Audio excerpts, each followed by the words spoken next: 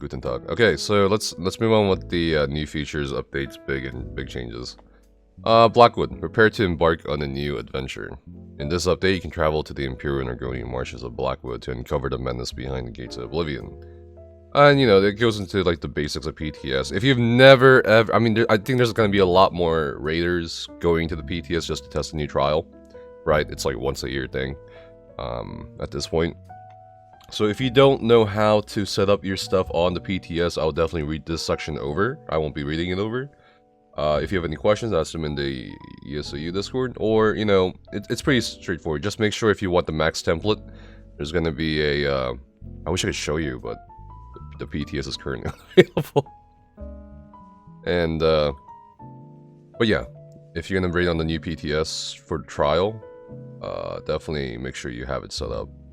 Reminder that the PTS is on the bi-weekly rotation between NA and EU templates, meaning your characters. I think this week and next week is NA, if I'm not mistaken, and then next week after that, or the week after that, is going to be EU for the next 2 weeks.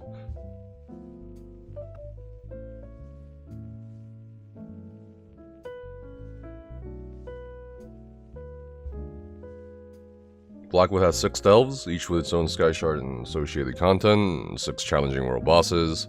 You know, I found maybe like 4 world bosses on the map, and the map was pretty big.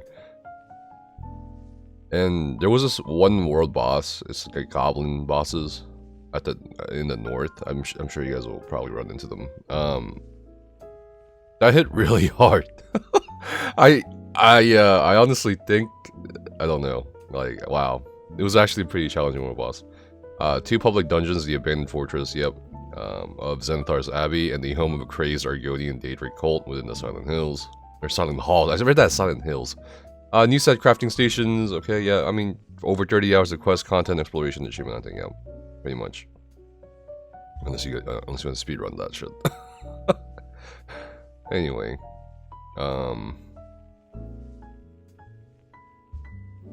companions, I mean, I went into like so much detail about companions and how they work and what they do, what they can't do.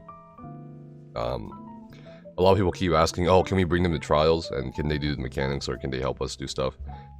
They're not very smart, and they're not intended to be smart. They're not intended to replace players, and so no, you can't have them stand on a pad in the Ethereum archive or something like that. But otherwise, they seem pretty, you know, I thought I wouldn't really like them, but I actually enjoy them on the previous server at least. And they have their own unique skills or unique takes on player skills, like the armor skills. I won't go into too much detail about the companions because I posted like a 48-minute video about them basically. So go check that out. You can check them out through you can look at this link or the YouTube video by typing !Blackwood in Twitch chat. Anyway, let's keep going. I'm gonna skip past the companions because I'm not really here for the companions. I mean, we pretty much know almost everything there is to know. Although last night, Rich, while he was drinking bourbon, teased us with a little tidbit from the Passions. I think, like, depending on your report level, yeah, here it is, rapport. At higher tiers of rapport? I don't know, dude. The companion will be inclined to share personal information with you and ask for your assistance with associated quests. At lower tiers, may choose to part ways with you for a certain amount of time. So yeah, it does affect, I guess, how long they want to stay with you, like an actual relationship. I mean, if you're shitty to somebody in a relationship, they typically don't want to do anything to do with you. And you know, if you're fun to hang around with, I guess they'll be more inclined to share more personal shit with you. That's an interesting thing. I didn't see this on the preview, but I guess I don't know. Yeah, they say some really cool shit too. Depending on where you're at on this relationship level. Let's see. Yeah, equipment. So they're not restricted to a certain type of equipment. They have their own equipment, and here are the And you know, the patch notes has it too, but here are the companion item set types on the article, and here it is on the patch notes. I'm not sure if they changed anything. No, they didn't change anything. Okay, so yeah, it gives you a certain percentage or flat value per. That's pretty cool. Alright. Quests and rewards. In addition to the Blackwood... Okay, well, I'm not... Yeah, so they also have, like, personal quest line. And a lot of people complain to me about, like, why didn't they just come out with 10 companions? I'm like, well, I think they don't... I think they actually want to spend quality time on these 2 companions in terms of fleshing them out as actual characters you might want to care about. So, they have their own quest lines. And you get to find out more about them, why they're there with you, why, you know, they don't like certain things, who they are as a person, so that's pretty cool. Yeah, so let's talk about this. They also have perks, so depending on which companion you have while active, while traveling or doing things. Miri Alendis, her perk is like a 30% chance to provide additional loot from treasure map chests and overland treasure chests. And it might be additional gold, sellables, or recipes. Doesn't really say equipment, like another motorsaurial staff perhaps in the Shan, I don't know. Bastion's Insight. Potions looted from chests and monsters have a 30% chance to be improved by Bastion's Insight. I'm not exactly sure, I didn't see this on the preview, but I'm not exactly sure what this means. I'm sure it's like when you pick up a trash pot, it becomes slightly better in terms of stats. I don't think it's gonna turn trash potions into player-made tripods or anything like that. Otherwise, that'd be kind of that'd be kind of OP. But anyway, let's keep going. By completing meta achievements associated with each companion, meta achievements.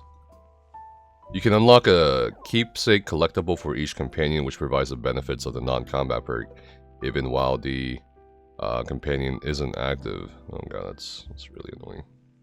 Anyway, responsiveness and miscellaneous. I didn't mean that was annoying, but the other one, the notifications. Companions can respond to a wide array of situations that occur while adventuring with you, both in and out of combat. Yeah, they do quip a lot. They talk a lot. Well, not a lot, but like, they talk at really good times, and when you pick up an item, they're like, oh, you got a good eye. And I guess this is also, this applies to everything else. While they always respond to some critical triggers, you can adjust the frequency your companion will vocally respond by opening the settings menu and adjusting the companion's reaction setting to infrequent, normal, and frequent. Wow, okay, well, that's pretty cool. A friend that you can shut up anytime. Oh man.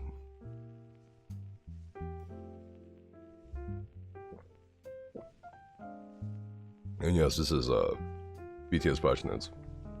Beyond ability and equipment selection, companions can also be directed in battle in a couple additional ways. So yeah, they do act as actual pets, like sword pets. You can direct them. Not a lot of people know this, but you can actually direct the aggro of your pets. Companions will utilize their ultimate when available and conditions are met by default. However, you can have them wait until directed to utilize it. And you know, there's actually, they added a few settings in the in-game settings for companions, so definitely check that out. It's not Red Bull.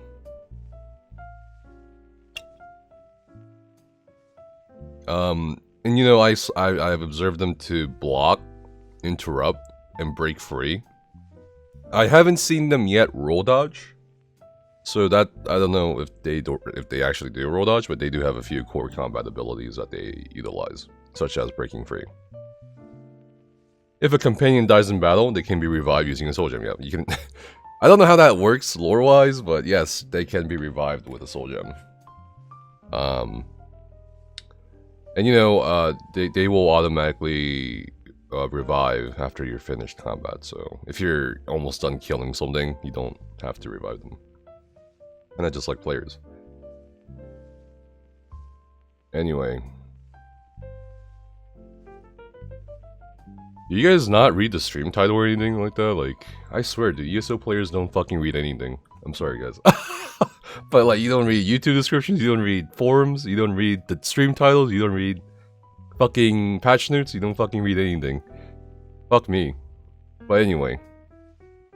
Fucking...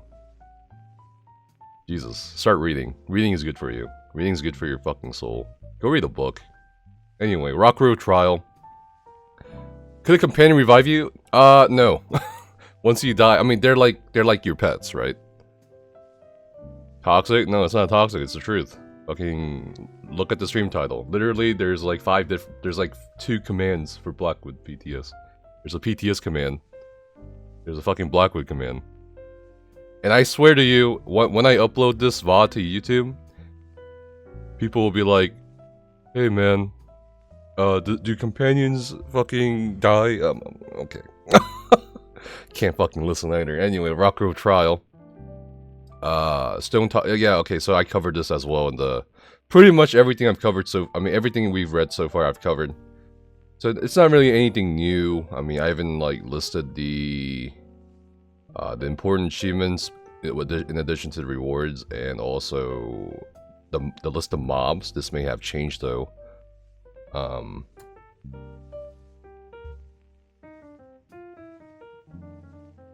Wait, what? Huh? Huh? What is this? Huh? What's the point of raiding? What's the point of raiding on PTS? What is this? The hard mode version of this trial is currently disabled? Are you kidding me? I guess we can still raid on the vet. What the fuck? Saj! Okay, is this how they do it? Is this how do you prevent world's first on the first day of live? You just don't let us do hard mode? Oh man, that's funny. But I guess, sure, I mean, like, how long is this disabled for? Is this disabled until tomorrow, or not tomorrow, until next week? Until week 4, week 5? I don't... I mean... Do we have anyone from Zos in Twitch chat? Who can confirm, maybe? Maybe is Finn there?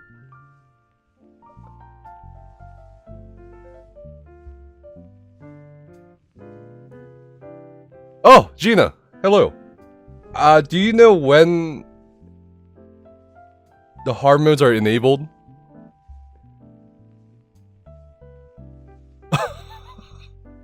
Because we really want to do the hard modes. Or are they, like, disabled until live?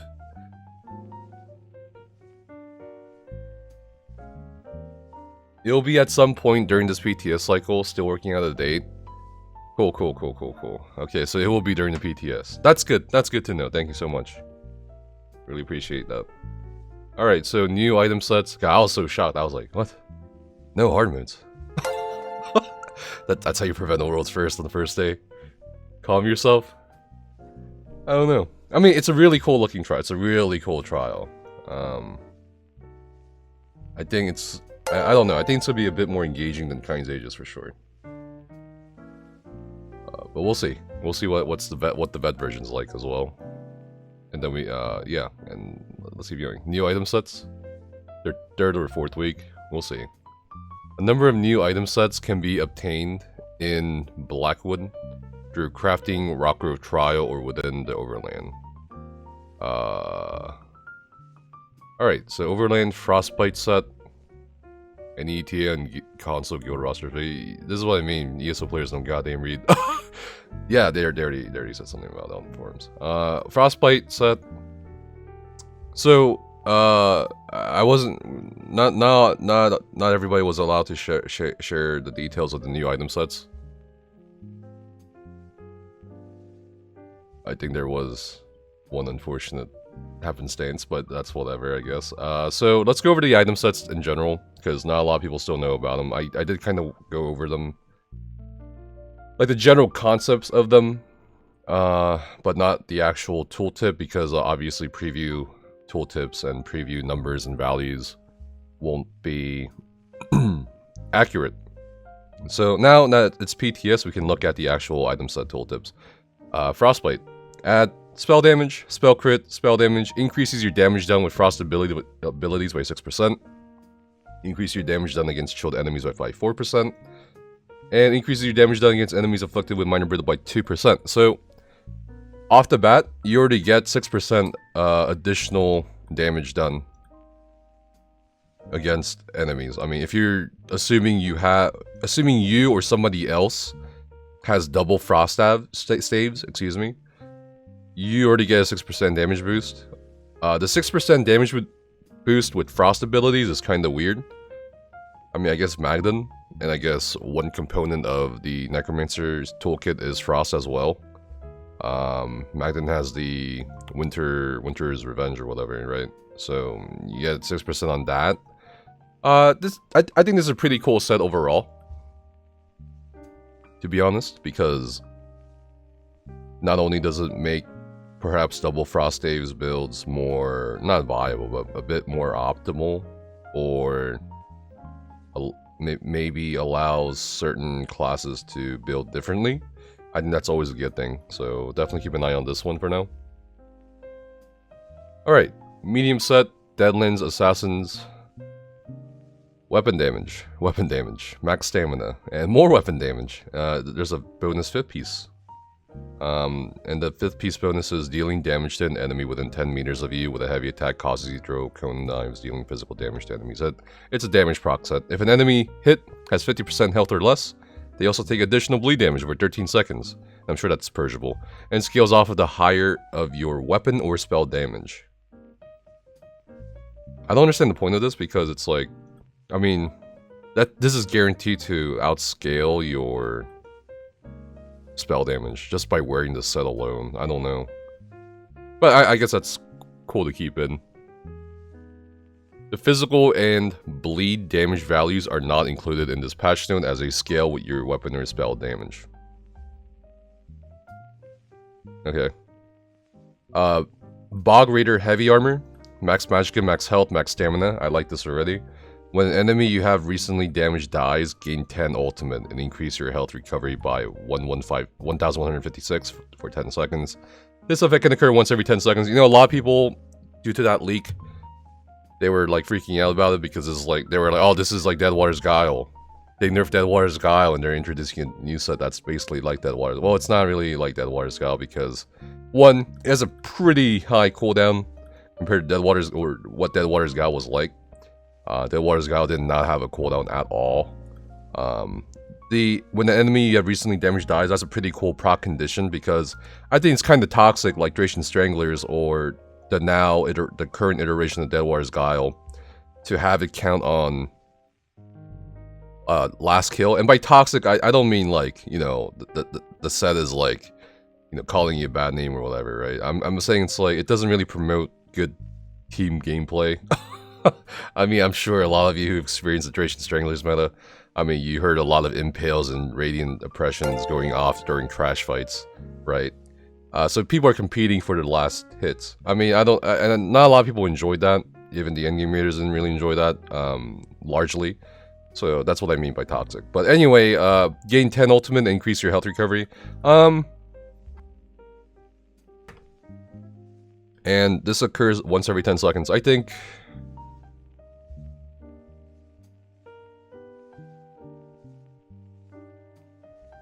think this might actually be really notable in PvP. More so than PvE. I mean, well, PvE, I mean, it's kind of guaranteed because tanks do damage with wall or something like that. But for PvP, I think this can have a certain application for ball groups or even organized groups, right? We'll see.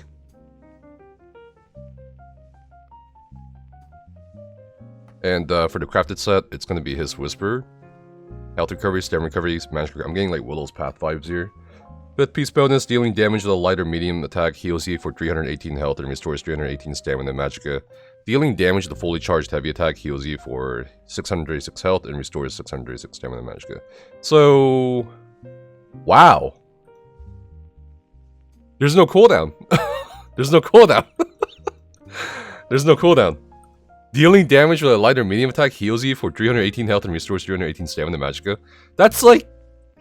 I think this is like one of the best sustain sets now. Or the best sustain set. What the heck? Every light attack? That's a lot. That's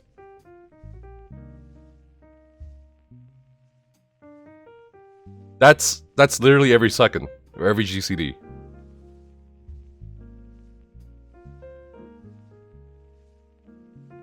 That's a lot. There's no quota. Although, like the time it takes to complete the heavy, I mean, I feel like the heavy attack is gonna have to be changed here because you're gaining just double in the time it takes to complete a heavy attack compared to doing a light attack. I mean, I'd rather do two. You know what I mean? Like, maybe the value itself should be increased, but at the same time, I'm kind of scared about just the concept of the set. But we'll see. Heartling Conqueror adds weapon and spell damage, max magicka, max stamina, increases the effectiveness of your weapon traits by 100%. This is a pretty interesting one. This does not affect ornate or intricate traits. Let's see the developer comment. Shields are not affected by Heartling Conqueror as they use armor traits. Shield. Oh, okay. I thought they meant like shield skills or something, but they mean actual shield equipment. They're not weapons. I'm pretty sure this is stackable with Torrents. I don't know where you would use this. You would you could consider an application with charged enchant or infused enchant. Power. I mean, it's a max set. So it's going to be charged, infused, precise, or something else.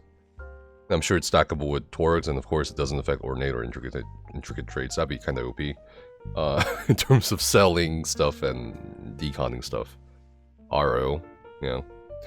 Diamond's Victory. This is a strange one that I saw in the preview, and I don't know what maybe you guys have thoughts as to what you might use it, why you might use this.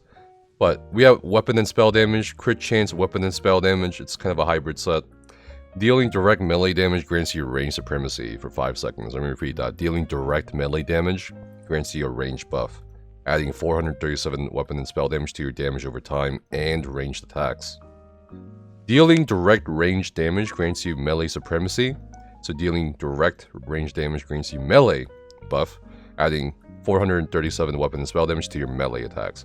And by melee attacks, I'm assuming anything with two-hander, dual wield, and of course with attacks with those items.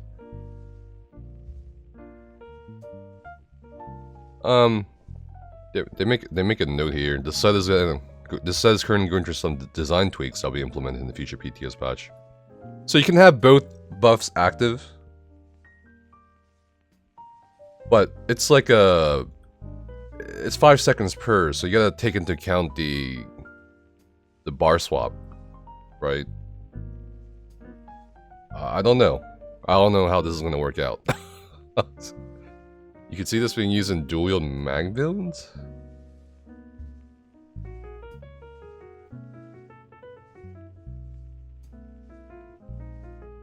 Maybe. I mean, maybe. Because you do have a dual wield on the front bar and staff on the back bar.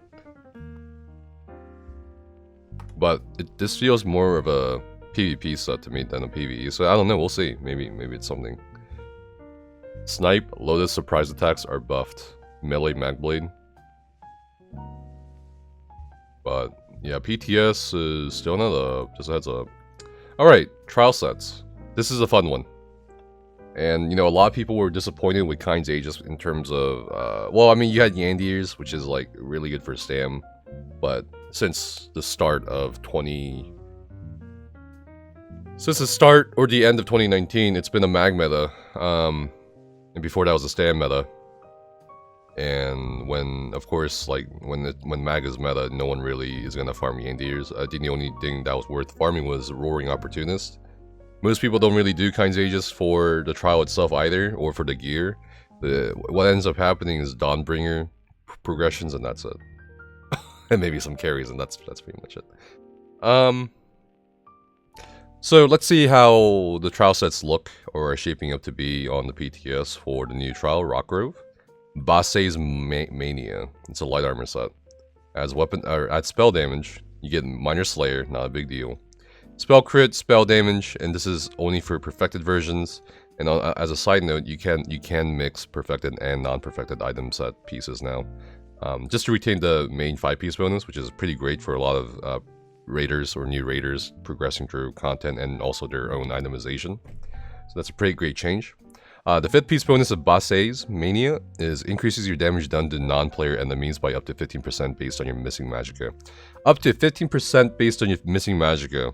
Depending on like how much magicka you need to miss, this could potentially prove to be pretty powerful, I would say.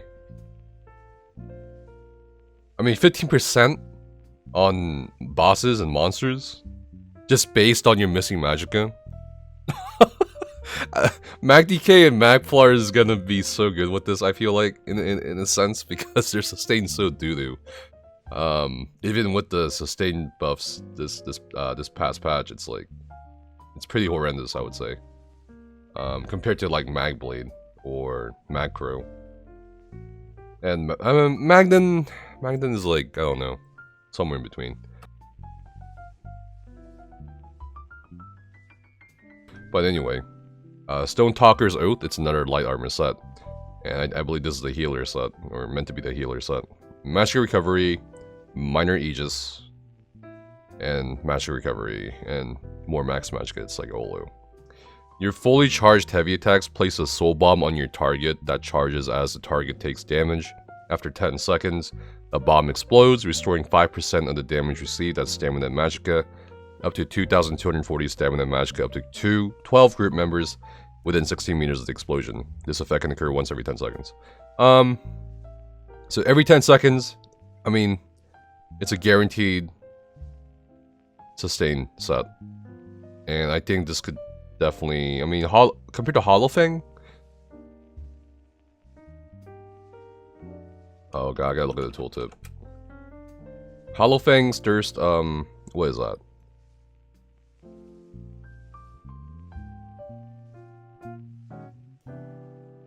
It's like 7 seconds. Or 9 seconds, excuse me. Somewhere around there, 7 to 9 seconds. Because it takes 2 seconds for the ball to explode.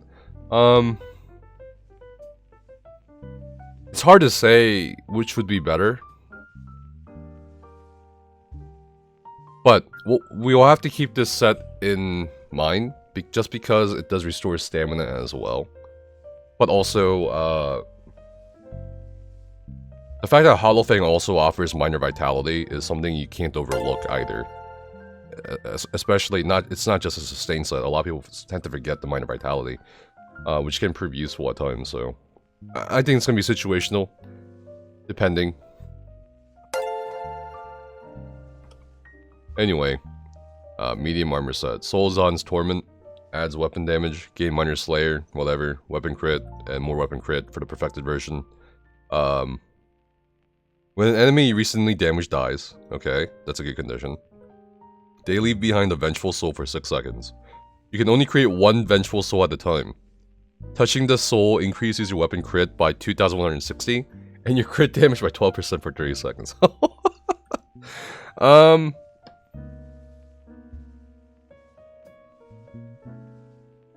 I don't think this is gonna be great for... It's basically Essence Thief, right? I don't think this is gonna be a good fight, or a good thing for maybe some boss fights in Trials. Obviously, it will be good in Dungeons, probably. Because you're always moving, more so moving in Dungeons than you are in Trials. I think this will be probably the best in slot set for PvP stand builds. I mean, it's basically the new Essence Thief, and Essence Thief was, like, really good, right? Especially in duels, or even open world. I mean, you guys have seen me play with Essence Thief in PvP back in the day, so it's like, courtesy of Annie. So I don't know. This could definitely be something you could see in PvP. And that's a good question. Do these kind of sets work on critters? I think after duration, they will be mindful of that fact that it's probably not intended for you to build certain things off of critters. So maybe, I don't know. But it's again an enemy you recently damaged dies. As opposed to Essence Thief, which is like you damage them. You have to actually kill or have something be killed. So it may not be great for duels, but it could be good for open world. I don't know, we'll see. 30 seconds is a long time too. For trash fights? Yeah, I don't know. I have to test it.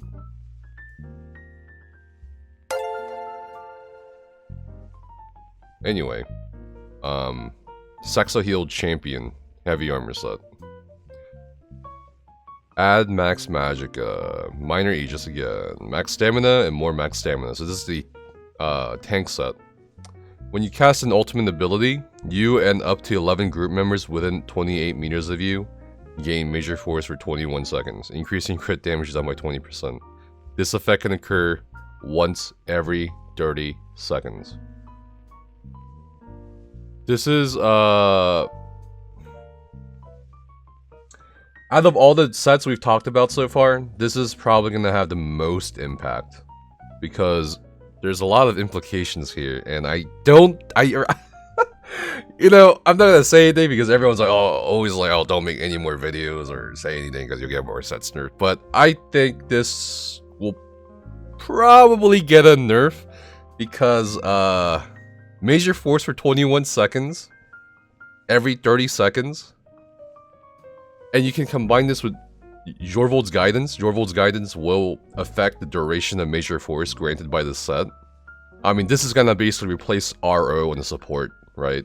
And you can put like Master Architect on DPS or something, or do something else with Roaring Opportunist. Maybe put on the off tank. I mean, there's a lot of itemization potential here, but it's not just itemization potential in regards to PvE rating. It's also skill. It's also skill setups.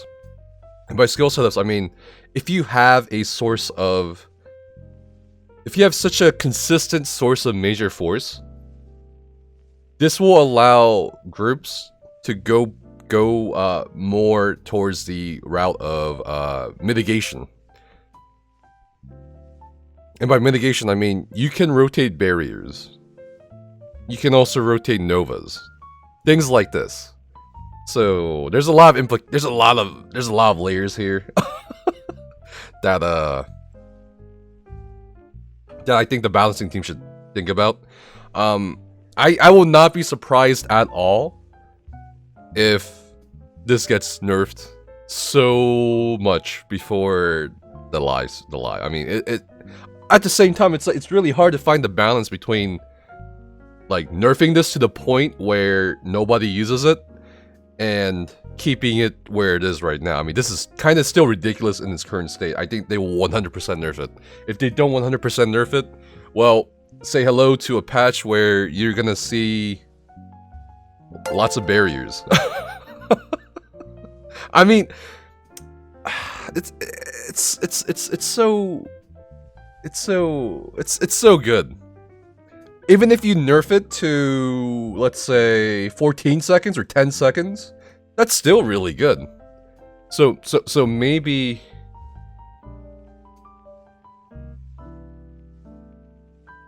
So, I mean, I don't know, like, it's also when you cast an ultimate ability. When you cast an ultimate ability.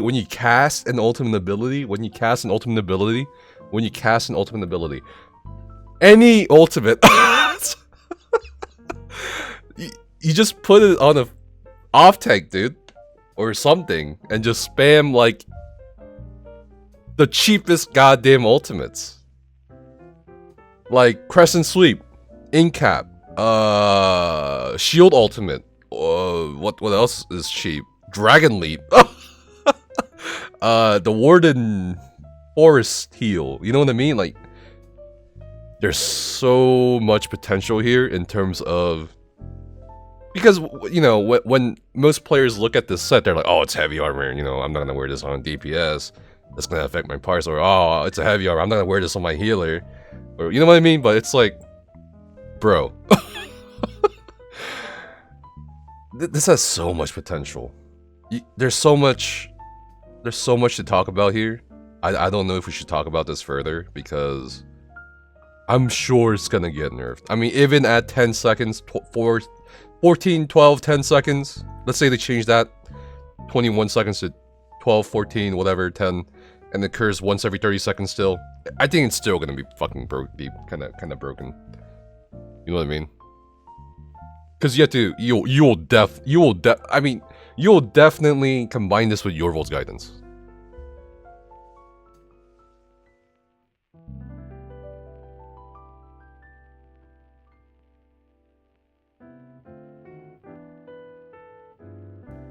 Like, there's just no way you're not gonna combine this with Yorvol's guidance. You would be literally gimping yourself. You'd be like nerfing yourself if you just did not wear Yorvol's guidance as a set. I think maybe there's two things to consider here for the set in terms of balancing. I would say, my personal opinion, either tone down the duration of major force and keep the cooldown the same, or instead of casting an ultimate ability, maybe base off the duration up to a maximum of 21 seconds based on how much ultimate you consume or use. And that in itself will be a balancing conundrum, because it's like, well, if you make it too high, why wouldn't you use a horn at that point? If you make it too low, it's still kind of broken. So it has to be somewhere in the middle. I would say probably about...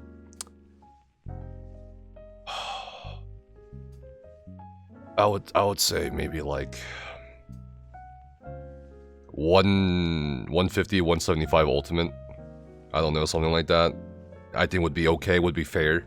Like a middle ground between 250 ultimate and fucking 70 ultimate. You know what I mean? So yeah, this is definitely a set to keep an eye out for, because it's so broken, it's so OP. I will be so surprised if this goes live. I'll be... You'll see my face become the Pikachu face if this goes live somehow. Literally. Pika Pika, dude. Pika Pika. Anyway, Antiquity and Mythics. Let's move on. After we went over that. Gaze of Sithis, Heavy Head. It's a heavy helmet, Mythic. Adds maximum health. 5,000 maximum health. 500 health recovery. 10,760 armor. And if you wear this, you get all this mitigation and max stats. But you basically can't block. Well, you can block CC attempts and all that, but you can't block damage. So right now, block mitigation is at a base of 50%, right? Now, I think a lot of people's first impression is like, this is fucking useless. But I think it's actually not that useless. Like that was my first thought too when I looked at this. I'm like, who the fuck's gonna use this in PvP or PvE? But you know, the more I thought about it,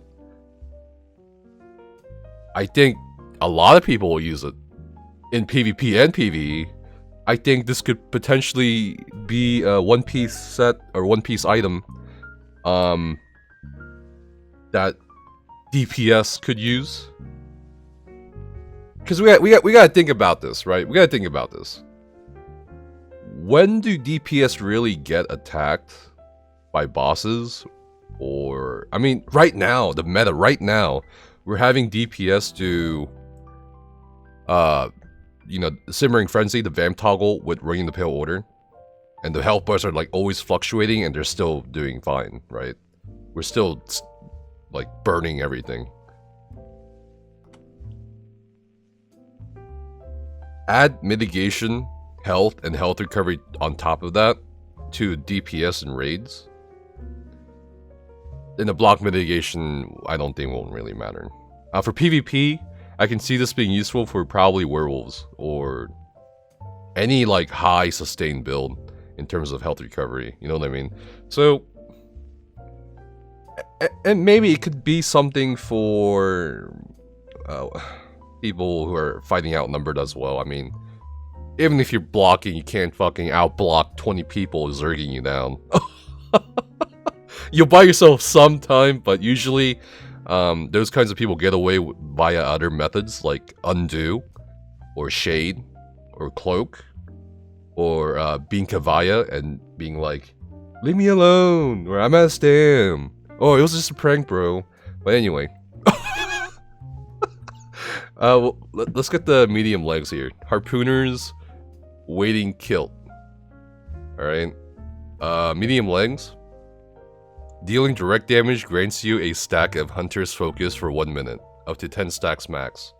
You can only gain 1 stack of Hunter's Focus per second. Each stack of Hunter's Focus increases your critical chance by 119, and your crit damage by 2%. Taking direct damage removes 1 stack of Hunter's Focus. Removing the kilt removes all stacks of Hunter's Focus.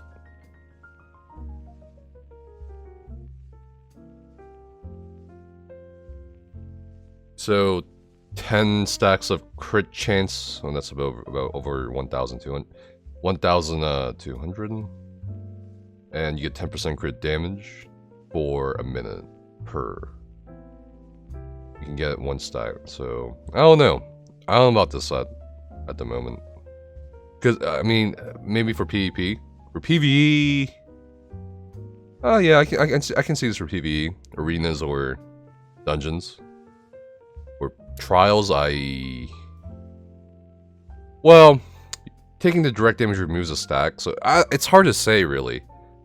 I guess also in trials, I mean, it's not really too often you take direct damage in a lot of instances. So...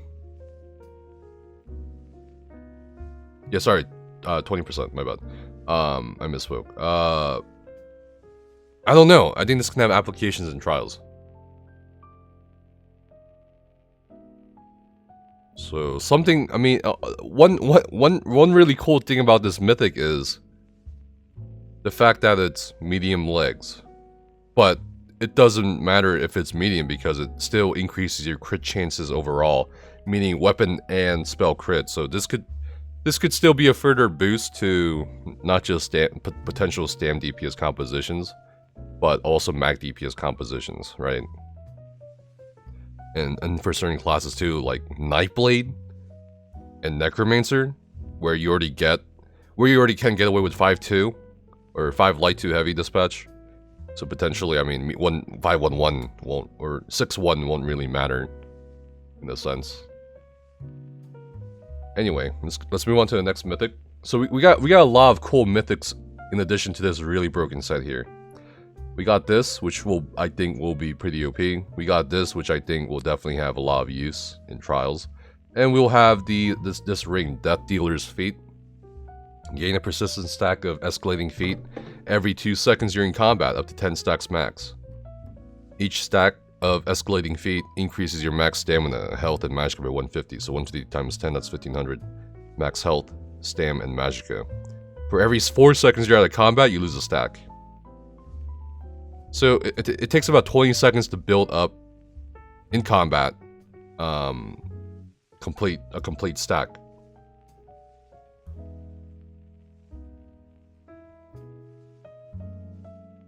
I think this is probably the most underwhelming one so far.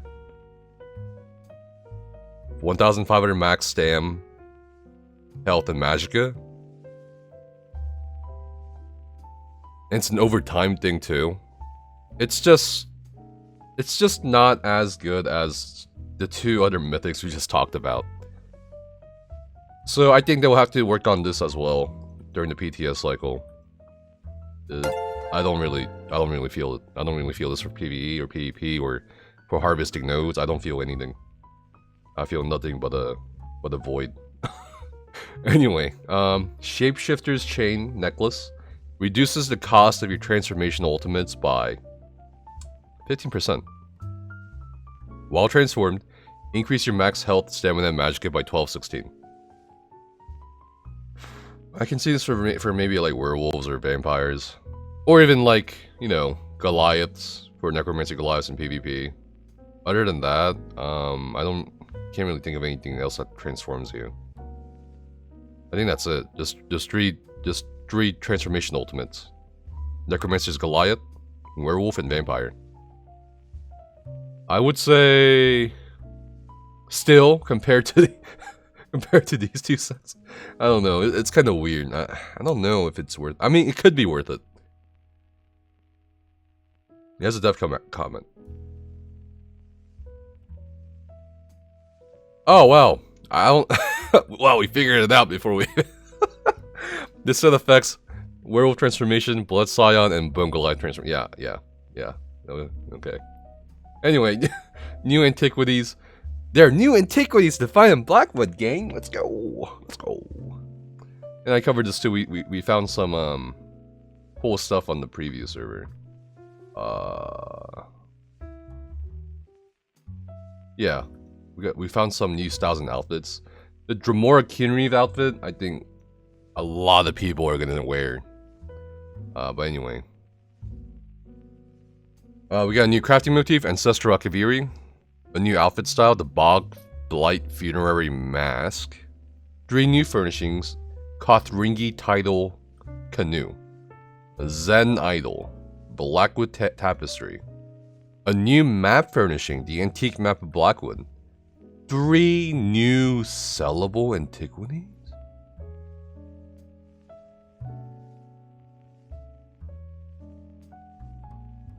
Like, do players or like... We're just... Oh, the zone ones, okay. I was like, oh, they're gonna actually finally make treasure hunting a occupation in ESO? That'd be cool. But whatever. In addition, there are the 4 new mythic items as outlined above, yes. New collectibles and outfit styles. Cool. The true endgame.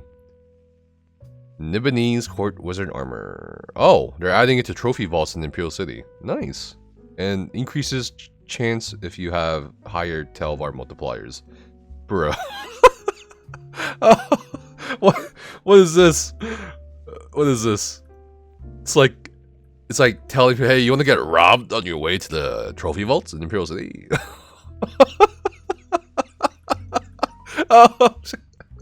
Oh, well, that's one way of getting IC active, I guess, in a sense.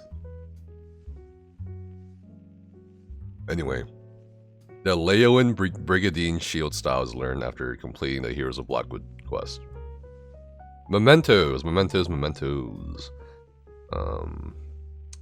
Okay, 2 mementos. A costume. Yes, very good. And you can acquire this by collecting and combining scaly cloth scraps from the one of the 2 public dungeons. The Helm of the Black Fin is obtained by completing the Weapons of Destruction quest. Adornments. The Malign Ambition's crown is obtained by completing the Hidden Vault quest. Okay, and these 2 things come from the new trial Rock Roof, which is I gotta look at this. So you get the Souls on body markings from completing Veteran, and the face markings from completing the hard modes. And there's no, as far as I could tell, there was no trial skin. So I guess the body markings and the face markings constitute a skin that you can stack with other skins. I have no idea what they look like. All I know is that, you know, the descriptions describe them as acidic, or face paint like, or marsh green. So we'll see what they actually look like. Alright, we got the Bog Dog Pet. Okay. Mounts. Ah, yes, the mount. So you can get this mount. And you know, I think a lot of players were disappointed with, myself included, with the Dawnbringer memento. I mean, yeah, I mean, cool. It looks cool, but it's like, it's not the same as a mount. Like, it's not as subtle or like present as a mount. You know what I mean? Like, you got Godslayer. So the appropriate reward is, oh, here's a unique mount nobody else in the game can get just yet, or without really investing the time. Oh, here's Dawnbringer. I mean, I guess in the sense of like difficulty versus reward, sure. I mean, Dawnbringer's really fucking easy. I think it's like one of the easiest trifectas to get. So I guess a memento is kind of appropriate in that regard, but still at the same time, it's like, Memento is like, I don't know, it's kind of underwhelming. But they are coming out with the Soul Zahn Flesh Ripper mount, and I saw the icon on the preview server. Couldn't see the actual mount, unfortunately. But basically, it's basically a former Wewa, and it looked like it had a really unique head design too, at least judging from the icon. So I'm looking forward to the mount and what it looks like, and I think it has like fire effects and stuff like that. So yeah, I just really hope that they don't come out with a Crown Store mount, because we've had this controversies in the past, right?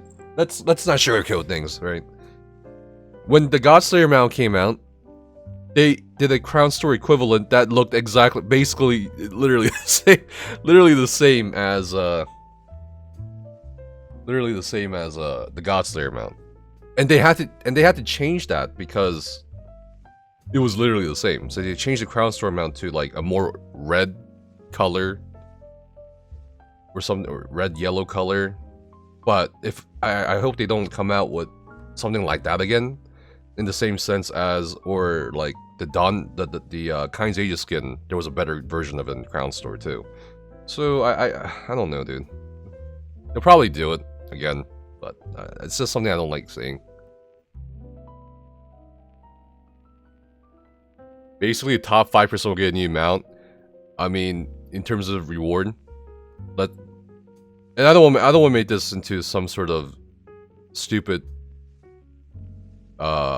portrayal of us versus them, or the casuals versus the elitists, because that shit's fucking, that perspective is so fucking tried and so fucking boring, and literally like you're dumb if you believe in that kind of stuff. But in terms of reward versus difficulty, I think it's appropriate, and I believe that anyone can get either this achievement or Godslayer if you put the time in, because it's all about time, really, right? I don't really understand the people who like glorify players either, because when they see the Godslayer title or the Godslayer mount, because it's like, it's just time. Anyone can get it, so just go get it. Just build a team, get it. Anyone can do it. Absolutely anyone. I believe anyone can do it. But let's move on. New achievements and titles. And on that note, I like what they did for Greymoor. They offered like a mount for antiquities, like the Ebon Dwemer mount, and that was pretty cool. But I think in general, they should just offer more unique rewards like that across the board. I think there should be more earnable mounts, more earnable skins. Right? I mean, you don't have to, it doesn't have to be, like, the Crown Store stuff doesn't have to be better. Or it can be better, but don't make the earnable ones less frequent or less attractive. You know what I mean? That's the problem I had with the Kyne's Aegis skin. And that's the problem I had with the Godslayer mount in the Crown Store. If that makes sense.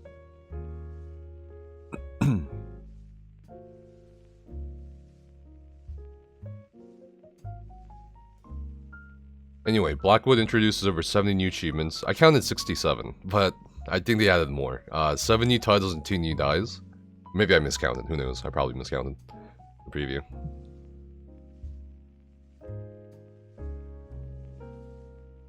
Blackwood also introduces 2 new dies for you to obtain. Cool.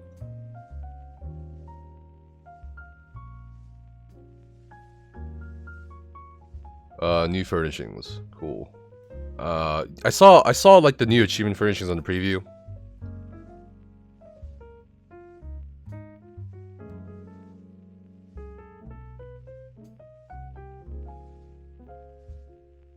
Oh, what's going on in chat?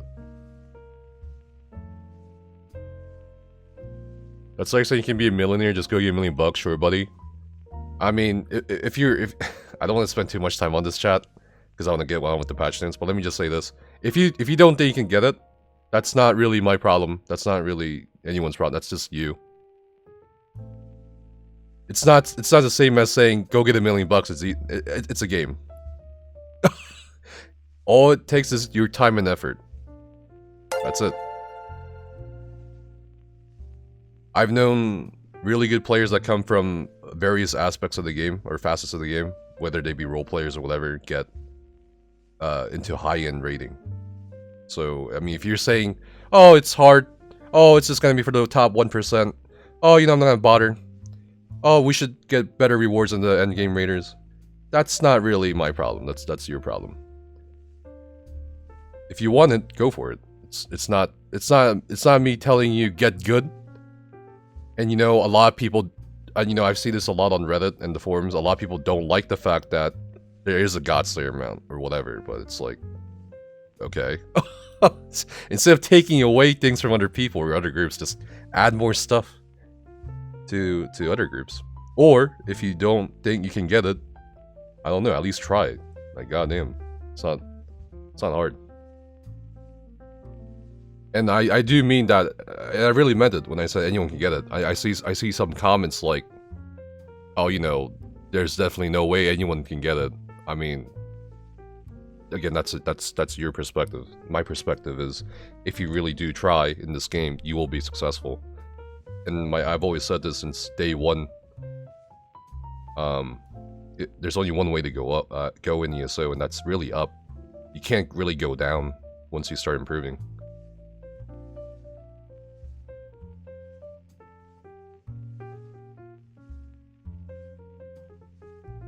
Anyway, let's go on with the endeavors. Endeavors are account-wide, limited-time activities that reward a new currency, Seals of Endeavor. These can be used to purchase any item from a currently active crown crate. So, yeah, the Seals of Endeavors are a new currency. It's like crown gems, but it's also like there's no cap on it. It's account-wide. And I know a lot of people like the idea of this. And a lot of people are speculating it's because Microsoft bought ZeniMax Media and subsequently ESO. And Microsoft doesn't like the whole loot crate thing just being a pure RNG thing. I don't know what the reasoning is. We'll never know.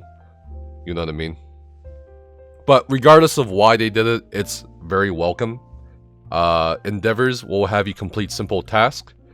Tasks such as killing a number of creatures, crafting a number of items from a specific trade skill. These can be found in the group at an activity finder. When you log in for the first time, they're granted to you automatically.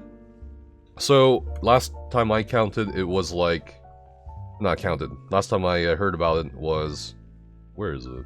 Oh god, it's somewhere up there. Over 60 unique activities or things you can do. And from what I saw, this could range from killing... I don't know, a specific kind of monster to, you know, harvesting a certain type of node, like once or twice or something like that. I don't know the exact numbers just yet because we're still waiting for the PTS to come back up.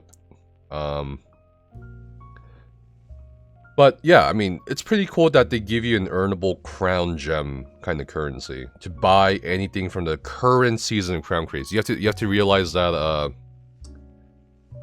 you can't buy everything, like from the past season of Crown Crate, which is reasonable, I would say, right? So you can hold on to your endeavors until the next season of crates come around if you don't see anything you like in the current season. And this is talking about the limit of tasks. You have to wait until they reset. I guess it's like daily writs, or daily crafting writs, or pledges. But from what I saw in the preview, there was like a whole list of them that you could do every week or every day. And they come in two categories, daily and weekly. Yeah, so I guess there's that. There's like the con of it, like there's a limit on how many you can do per day or per week.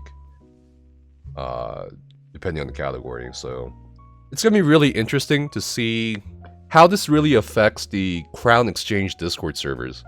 How this affects the in-game economy in terms of gold to crowns or crowns to gold. I think it'll definitely have some impact. I just don't know what the extent of that impact will be, but it's gonna be really interesting to observe. And here's some conditions as well. Let's see. You cannot trade, gift, or extract items bought from the seal section in the Crown Store. Seals of Endeavor are also account-wide. They don't have a cap, nor do they expire. When a new crate is offered on the Crown Store, items available to purchase with seals can also change to match the active crate, and so forth and so forth and so forth. And you know, if you go to PTS and you're like, oh man,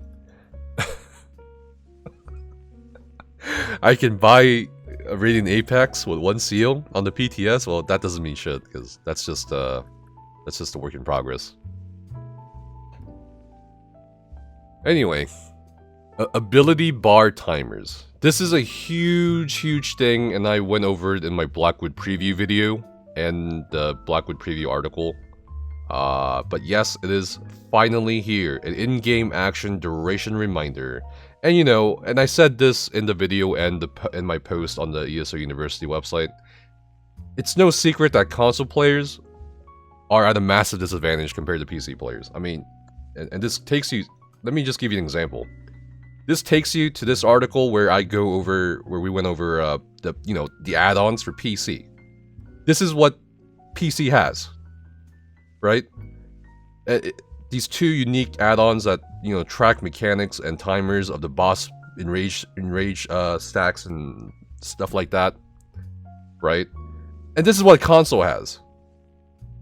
And you might be like, oh, is that an add-on? Hell no, it's a timer. So, you know, like, I've seen this. You know, console players are like, alright, let me take my phone out. Alright. And, alright, the timer has started. Alright, the Falmos is enraging in a minute and 55 seconds. You know what I mean? So, there's a massive disadvantage here for a lot of, when we're talking about console versus PC. And an in-game action duration reminder. I was so surprised when, I saw this on the preview server. I'm like, they actually did it. These fucking mad lads at ZeniMax Online, they actually added one of the most requested features to the game, right? I mean, this is huge because this allows a lot of, particularly for console DPS, this allows for you to not just track the duration of your abilities, but also you can do more dynamic rotations as opposed to static rotation. You know, I see this all the time. In the ESOU Discord. Oh, what's a good static rotation for console? What's a good static Magplar or Nightblade rotation for console? Because most people can't really, you know, have the thought to like dynamically track in their head, right? I mean, that's pretty bothersome. So, action duration reminder, an in-game action duration reminder is going to be pretty cool for that. Also going to help out not just PvE players, but also PvP players, I feel like, on console. And this tracks both bars, so let's say you're in your front bar, at least in the preview server, and I hope that they improve this because there was one thing I didn't really like about it on the preview server. I hope that they improve it during the PTS cycle, but you basically see the numbers, right? It's like on your skill slots that count down how much time you have left, and then when you swap bars, you see the durations in the form of these small bars progressing and ticking down on your back bar after you swap bars. But I felt like it was a bit too small, so maybe, I don't know, maybe do something like, oh sorry, hold on, maybe do something like fancy action bar. In fancy action bar, I mean, so many people come by the stream and ask me like, what is this add-on you're running? And what it does is it's like, it basically pushes up your health attribute bar and puts like both skill bars on display and counts it down. I feel like this would be a better option than like a little tiny bar at the top of your back bar, but I don't know. I mean, it's still a start. It's still a start, but it's a pretty big thing, and I'm glad that he finally came out with it. Other than that,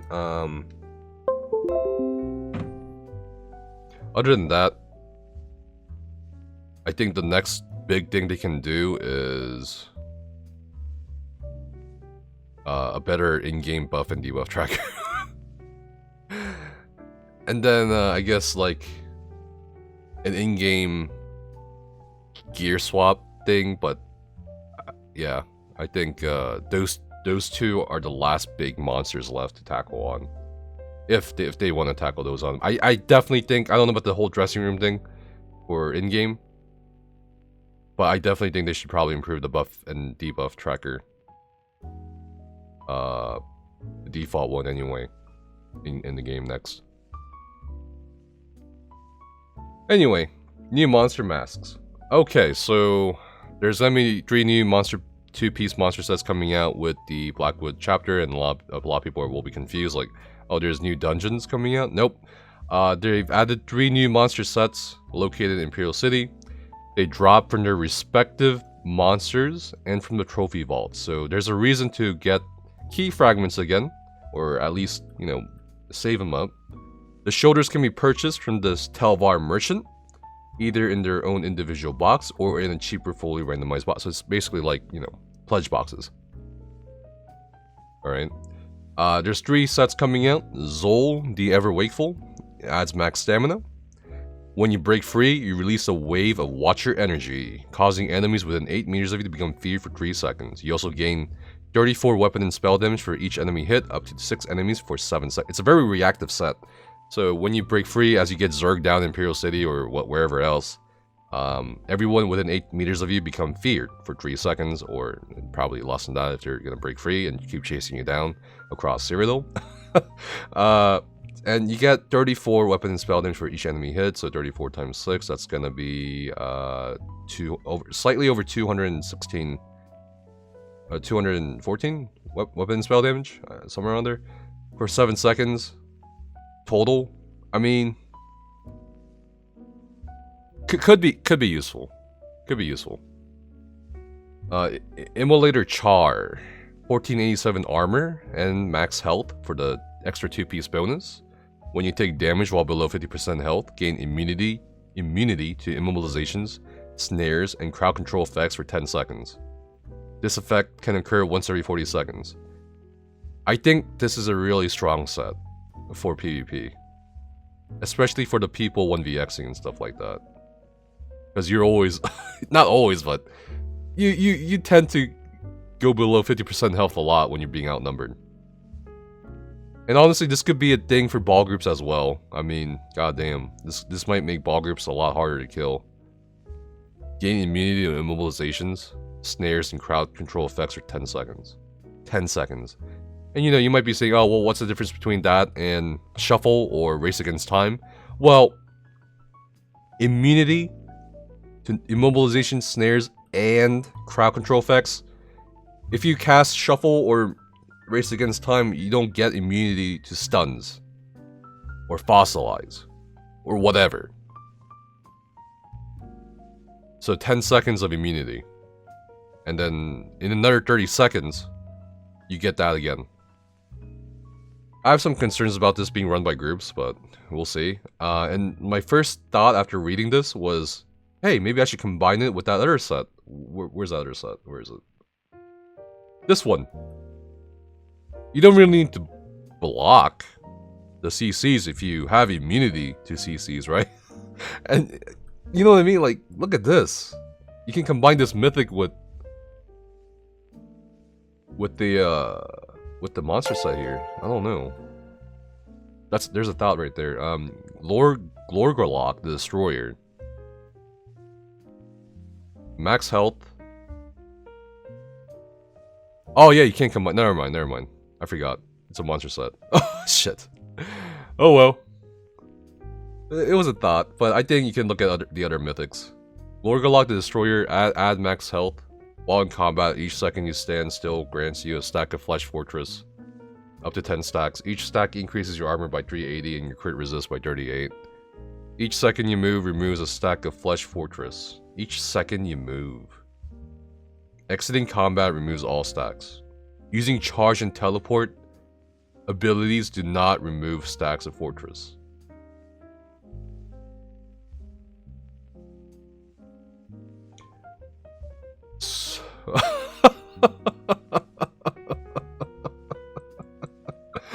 Oh man. This is is a pretty key part of this set. Using charge and teleport abilities don't remove stacks, but moving does. 300. Wait, what is that? 3800 armor and 380 crit resist. I don't know. It's a little weird, but I can see it for some builds. I think. But anyway, let's move on. Oh! Oh! Oh! Oh! Oh! Finally! The best change so far! Finally! Holy shit! We did it, boys. We did it, girls. We did it. With update 30, you can now deposit outfit style pages in your bank or in guild banks. Oh! Hell yeah, brother! Alright, that's the end of the patch notes. See you guys next week.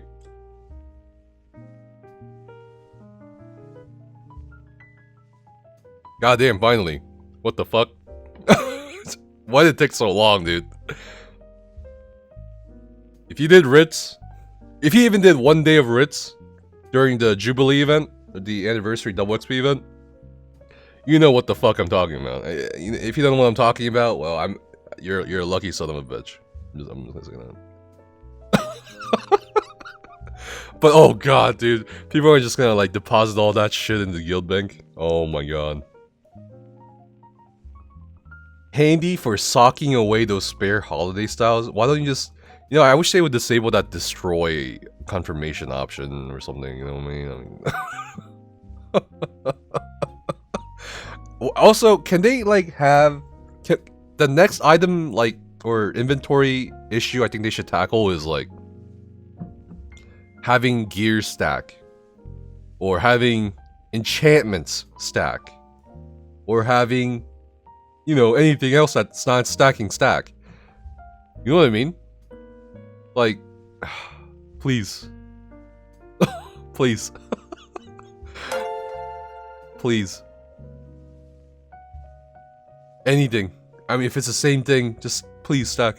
Help. But anyway, Master Rit Quest Assistance. What is this?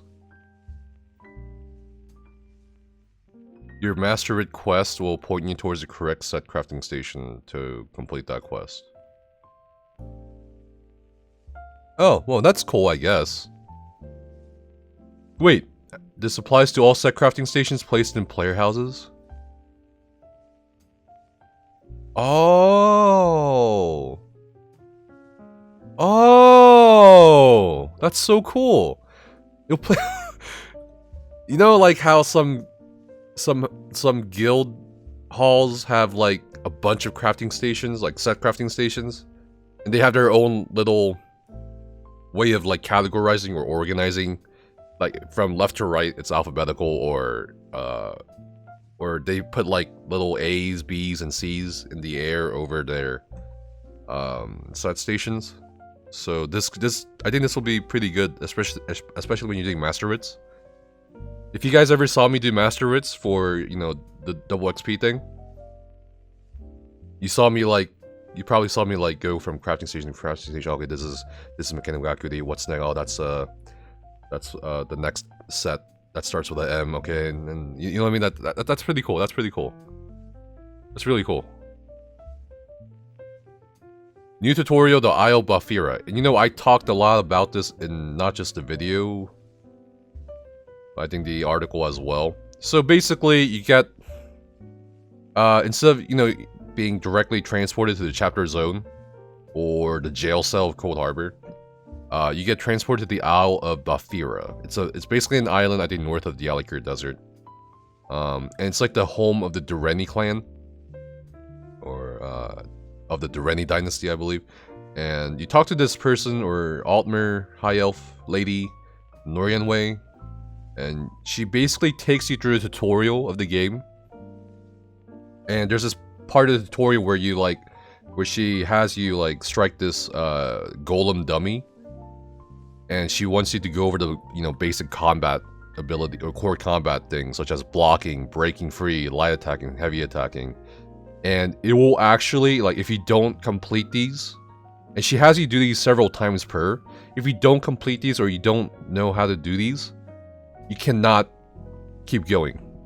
So I think I really like that. Like, it just like forces you to just sit there and go over everything, or not everything, but like certain things that you will need to know in the future several times until you know, do it successfully. So I think the tutorial, obviously, you know, it's not gonna be comparable to a player guide like Outcast, Skinny Cheeks, or Hack, or whoever else you can name. But it's definitely a much more.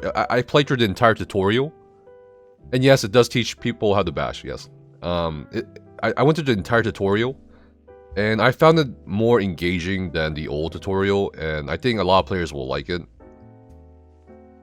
So we'll see. And also, like, there's this room called the Kie Gallery, and you know, I described this as Super Mario. What, Super Mario? You guys remember like those paintings you would jump through and you would land in different worlds? Something like that. Just think of it like that. And then you can like ask her about, oh, where should I start? And she explains like the summary details of, oh, Elsewhere, Western Skyrim, Morrowind, whatever. So you can start anywhere. And I think this is gonna be pretty cool because I once tried to get a good friend of mine in real life to play ESO with me, and it was really confusing for him and me because I'm like, okay, so you should be at Davin's Watch now, and he was like, what? What's Davin's Watch? Oh, you know, the town or whatever. And then he's like, no, I'm on a boat. I'm like, what boat? He's like, I'm on a boat. What boat? And then he stepped out of the ship or whatever, and he's like, he's in Morrowind. I'm like, what? You know what I mean? It's like, it's just really confusing and really frustrating. I feel like for a lot of newer players to link up with your older players. So I think the Isle Buffira and the Kie Gallery is gonna be a pretty good thing, since you can decide where to start. But anyway, new homes. There are 2 new homes. I did not get to see these homes in the previous server, but we'll see these on the PTS. I'll make videos. Pilgrims Rest. Every year, hundreds of Zenithar's worshippers journey to Leyawiin, desperate for a glimpse of Saint Kaladas's architectural marvel, the Great Chapel of Zenithar. This suite offers a welcome respite from the world's perils. It's a inn room.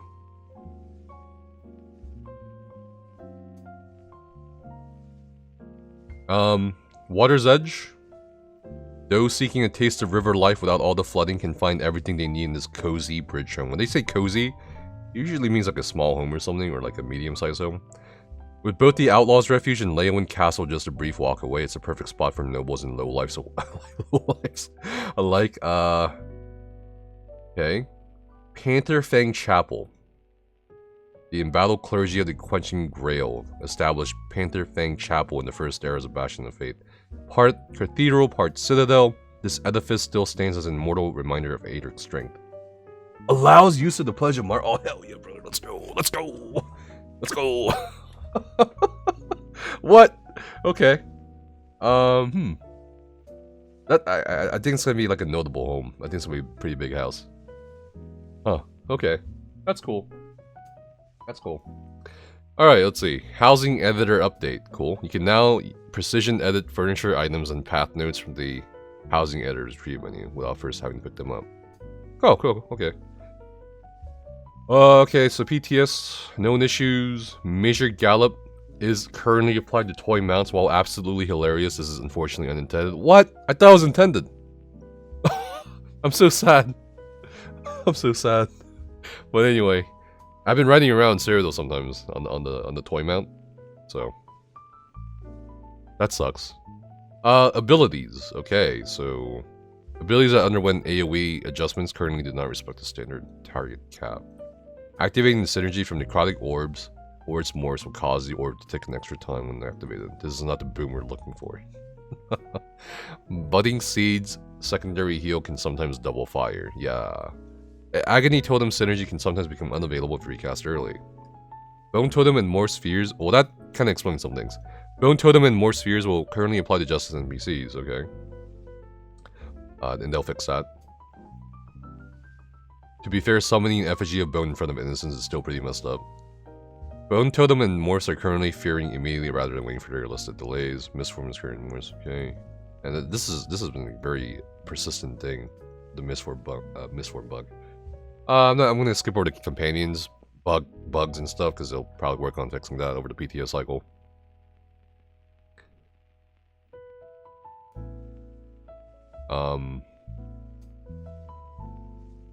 Yeah, we'll keep going. Ability bar timers. Abilities that have stack accounts associated with them, such as Grim Focus, do not currently display the stack count. Oh, that's gonna be cool. I hope that they add the stack counters to the in-game action duration reminder. Okay. Reduce the number of items needed from Harvest Nodes in Clockwork City Slacktown days to 3 down from 6. Okay. I mean, I'm gonna like, what is this? Oh no! Oh no! No! They nerfed it! They nerfed it! No! Can you believe it? Dragons in your own homeland. What are you gonna do? We're gonna make this scene play less often. Is what we're gonna do. Yeah. Oh god. I think everyone knows where this line is, you know what I mean? I think everyone knows about this dialogue that plays in the background. God damn, dude. Finally, they're finally nerfing it. It's over. Good changes, good changes. Anyway, this one does not know, but he hopes his family is safe in Riverhold.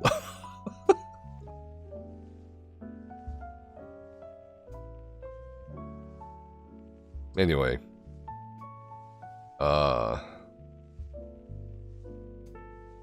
Yeah, let's keep going. Crafting and economy. Fixed an issue that caused the wrong crafting styles to drop from the dungeons into this DLC. Which DLC? Oh, Flames Ambition. Huntsman style items will now drop from bosses in March of Sacrifice, and Silver Dawn style items will drop from bosses in Winter Keep. Corrected a typo in the Ardent Bibliophile achievement.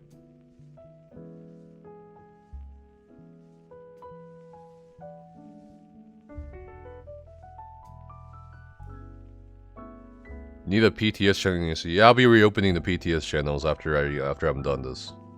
So hold on to your pants. Let's keep going. Updated a Champion of Vivek achievement to award 50 achievement points. Okay. Fixed an issue where too many people fishing for the crab slaughter crane at once would scare it off. This rare Rothgar fish should now be obtainable by large fishing parties once again.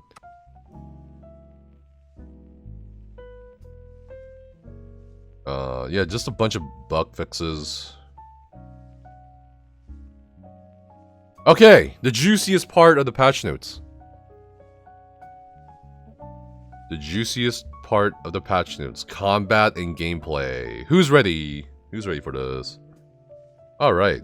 Reduced player group size limitations from a global maximum of 24 to 12 in all activities. Rather than only in... Okay. Is there a reason? Sag? Can't do 24-man in Imperial City. Or Overland. Oh man. I don't know how this is gonna... I don't know. I don't really like this because it's like... There are guild events that require more than 12. So, I don't know. I don't know how to feel about this, but yeah, whatever. Yeah, whatever. I'm sure people work their way around it. I mean, it's gonna be more of a headache. But, I don't know. We'll see. I don't know why they did that. It's kind of weird. Fixed an issue where a target could occasionally appear to have died twice in combat logs. Okay. Fixed an issue where some abilities that turn into new abilities cannot be used. Fix an issue where okay. Fix an issue where status effects. Okay. Fix an issue where okay. Can crit now from stealth. The following abilities will now deal purely bleed damage, rather than physical damage or a mix of physical and bleed damage. Bloodthirst will do bleed. What? Wait, what?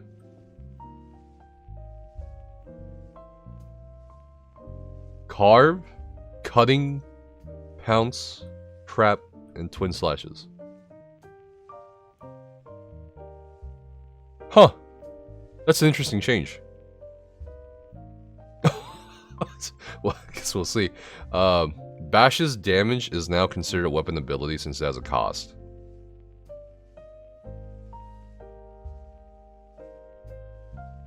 Okay. Pummeling Goliath's Bash is now considered a player class ability. Cool. Removed visual and sound effects from each of the following ground effects ticks to reduce battlefield clutter and noise. Lightning Splash and Morse, Nova and Morse, Graveyard and Morse. Alright, this is a big one. I think this is pretty important since it's so big. The following abilities have received significant adjustments to how the server handles their behavior, reducing messages sent between the client and server, and reducing the total amount of area effect events occurring. This will largely have little time to no effect on their gameplay other than improving the response time to entering or leaving the area of effect. Okay. In some rare cases, it will reduce the interaction with sets that proc off application of buffs or debuffs, since you will no longer repeatedly apply these effects. Targets inside the area, every tick, but rather for the duration of targets inside the area. Their synergies when applicable have also been updated to be far more reliable to activate when the area no longer persists for a short duration of each tick. Okay, so it's like they're improving like the synergy show up for like things like, I guess, Nova, Standard, the harder ones to synergize. I guess Talons as well in a sense. So that's cool. Blood Altar and Morphs. In an instance where Blood Feast and Blood Funnel are both available, Blood Feast will now always take priority as it is stronger than Blood Funnel. Oh, that's cool, but you know, there's like that's cool. Yeah, okay, that's cool. But for organized PvE groups, this won't really matter because you're gonna always want Overflowing Altar anyway. So, but regardless, I think that's still pretty cool. All right. Bone Totem and Morphs, Boneyard and Morphs, okay, yeah. Both Morphs, yep, okay. Yeah, basically all the skills that are affected in terms of synergy and also in terms of like the, I guess, the pinging between the client and server. Buffs and debuffs, okay, woo. Both of these effects for minor lifesteal and magical steal have received significant back-end adjustments, so under the hood adjustments, to how they operate, fixing many cases where the caster of the effect would change context. They are now considered to be sourced from the caster of the effect rather than the target of the effect. Oh, okay, that's interesting. Minor lifesteal will now exhibit the following behavior: healing done from the caster of the effect, healing taken from the trigger of the effect, critical strike chance and bonus of the trigger of the effect. It'll continue to not proc events such as healing cause as it is a proc event. Okay, so the sudden changes to minor lifesteal, not proccing minor toughness and stuff like that, I guess it still applies, but okay, that's interesting. Dragon Knight, Draconic Power, Dragon Blood, Coagulating Blood. Fix an issue, okay. They reduced the cost of Dragon Blood? Or Coagulating Blood, okay. Earthen Heart, Molten Weapon, okay. Necromancer, Gravelord, changes, Boneyard. Now lasts 10 seconds in total, so 10.5, okay. The synergy from these abilities now heal the synergy activator rather than the caster of the synergy source. Oh! Huh!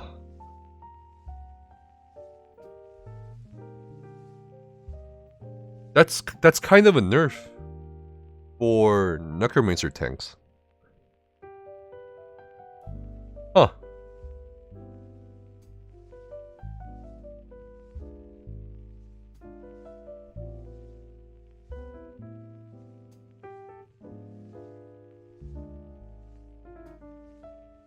Yeah.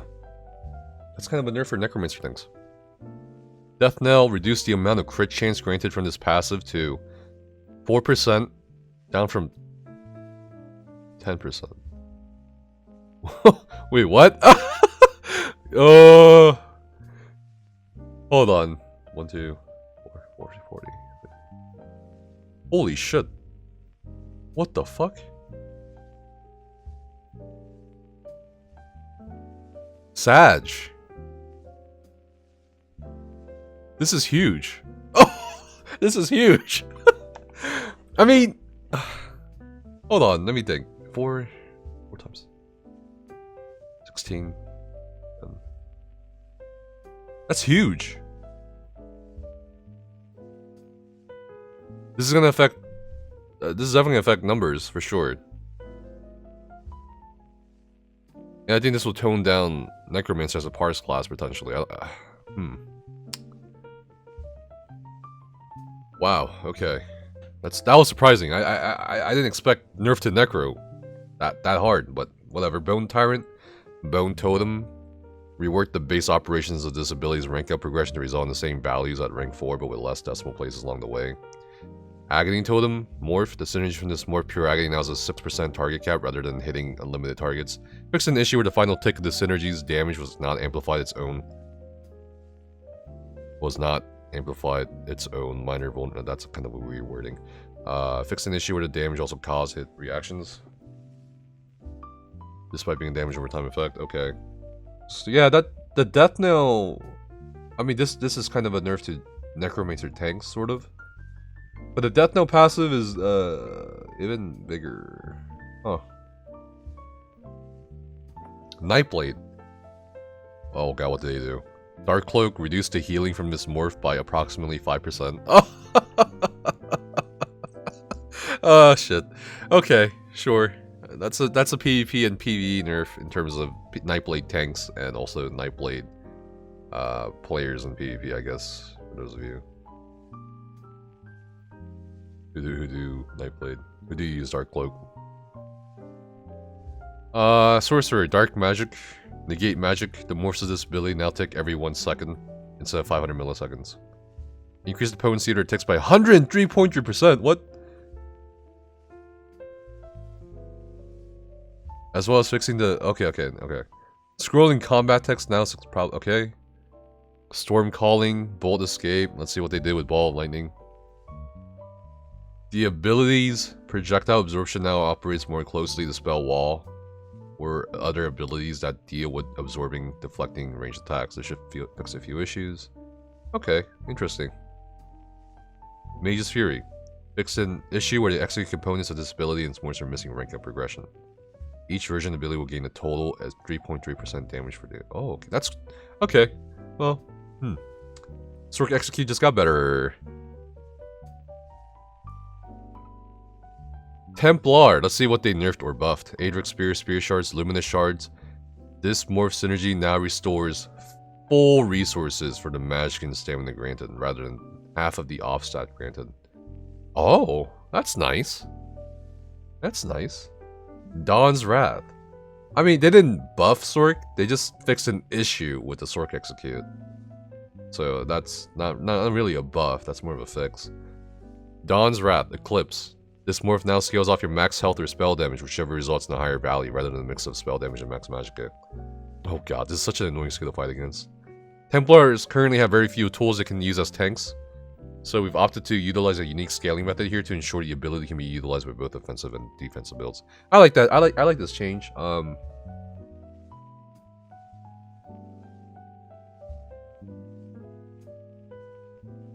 I guess, like, yeah, Templar tanking slightly better.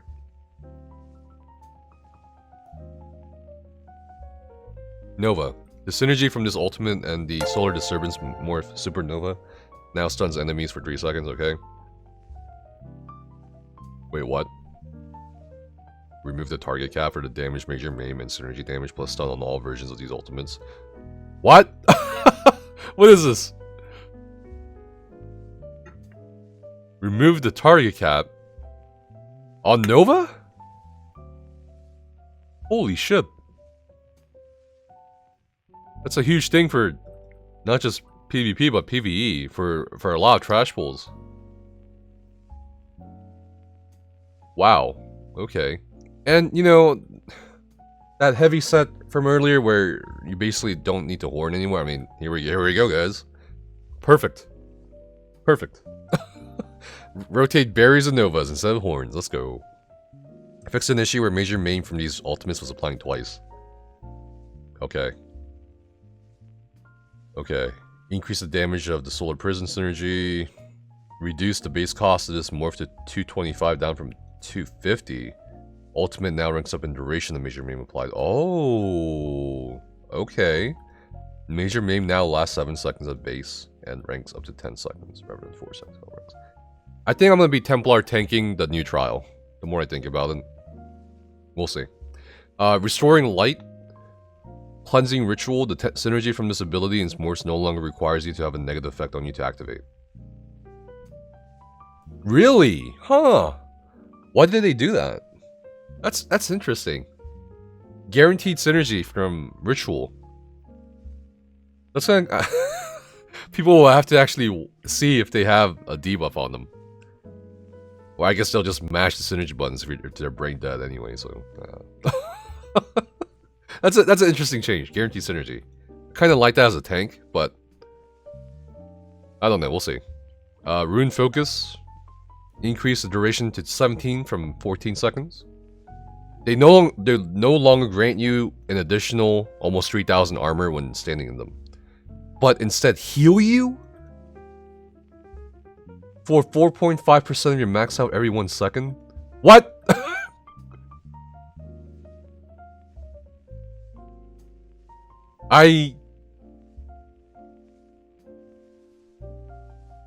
Yeah, I think Templar tanking. Let's go, let's go.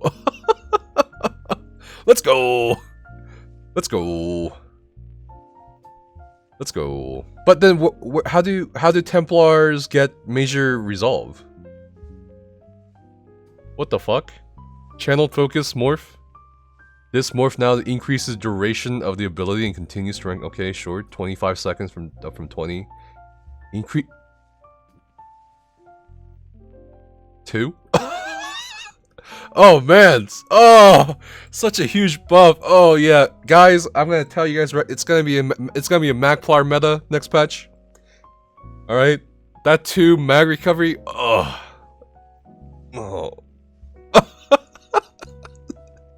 Can we get some Craigasms in chat?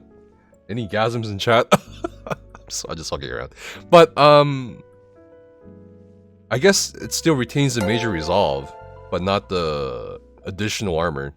So not only do you get the major resolve, but you also get that 4.5% healing.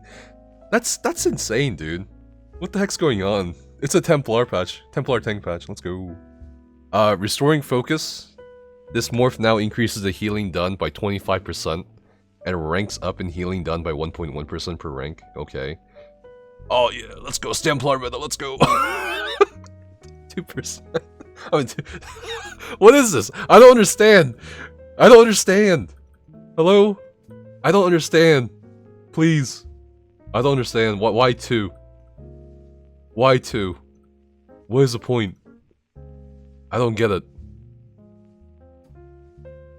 Reduce the base cost at 918 down from 920 to ensure it meets the 15% standard cost reduction of stamina-based abilities. At 2 stamina may save your life 1 day. Just maybe. I love how they're so I love how they're like actually aware. I love that, dude. That's pretty cool. Oh man, that's pretty funny. I love that they're actually aware of how like random these changes are. Or not random, but like insignificant. Bruh. That 2 stamina may save your life 1 day. Oh shit, dude. Fucking, that's hilarious. I love that. If Gina's still in Twitch chat, that's hilarious. God damn, I love you guys.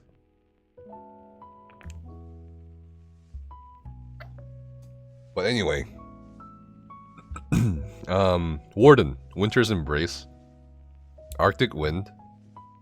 Reduce the base heal of this ability and its morphs by 20%, and the heal over time from this ability is morphs by approximately 70%. Let's go! Let's go! Let's go! Fuck Stemdens! At least in PvP. Let's go! Fuck the Warden PvPers! Let's go! Let's go! Finally! Finally, some good fucking patch notes. Alright. Yeah. I mean, look, the Arctic Wind or Polar Wind, like, Too ridiculous, dude. Come on. Like, it's basically like the werewolf heal. Like, just those two heals, the werewolf heal and the warden heal. Fucking stupid, dude. Get out of here. If you think this is like too much, you're a Stamden main or something. Like, get out of here. Anyway, weapon bow, rapid fire. Okay. Toxic barrage. Fix an issue where the damage over time from this ultimate failed to apply to targets that block the attack. Sag. Destruction Staff, Elemental Storm. Fixed an issue were not considered weapon abilities in some cases, probably to do with item sets or tooltips. The flame variants of this ability, its morphs now describe the better behavior. Actual cost. Wall of Elements. Cool. Okay. Dual wield Blade Cloak now deals double damage instead of doubling the tick rate. This will result in a 9% damage increase, but will require you to stick to your target more, and has less of a chance to proc other effects. Huh.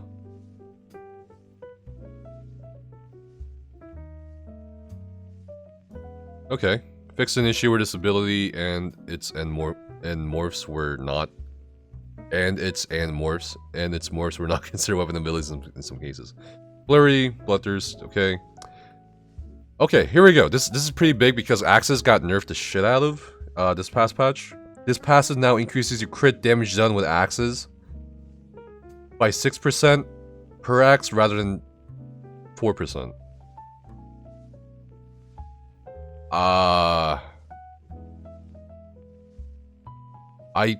I think that's like barely enough. I think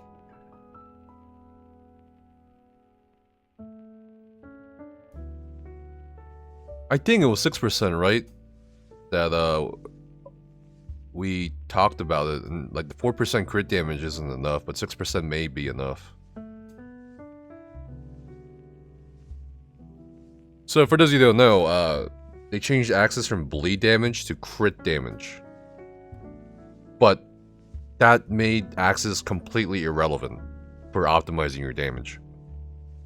So it's like the ranking is actually like daggers, maces, swords, then Axes at the very bottom. It went from being like top tier to garbage tier. I don't know if the 6% is... I think it's like barely enough to make up for the loss.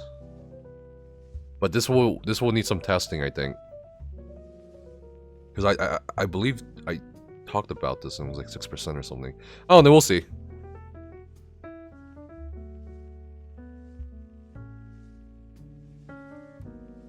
Yeah, that's a typo, because right now it's crit damage, not crit percent. Yeah. That's a typo. It's crit damage. Twin Slashes, Blood Craze Morph, fix an issue where the heal from this move was not considered dual wield ability or weapon ability. Shield Charge, Invasion, fix an issue where the bonus duration can be carried with the number of target if you immediately cast the ability. Okay, cool. Oh wow, finally. Fix an issue where this ability, this is combat prayer by the way, or blessing protection, forced you to cast the ability in directions that were not where your cursor was pointed. Okay, that's pretty good. Let's see. Panacea, that's the Resto Staff ulti. Not labeled as heals. Okay, fix an issue to cleave. Okay, that got a fix, which will result in 3.3% stronger shield. Okay, let's see. This is a typo again. Right now it's crit damage. So I don't know what it's typo. 12%, 8%.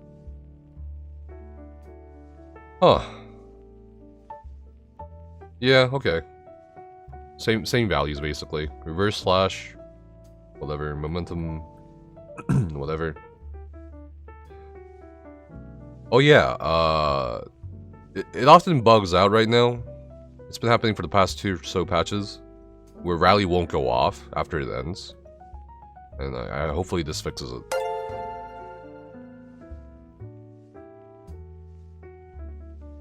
Fix an issue where this pass is not working in this many ground-based attacks, such as volley. Okay. Oh, okay. This is gonna be a juicy one. You guys ready?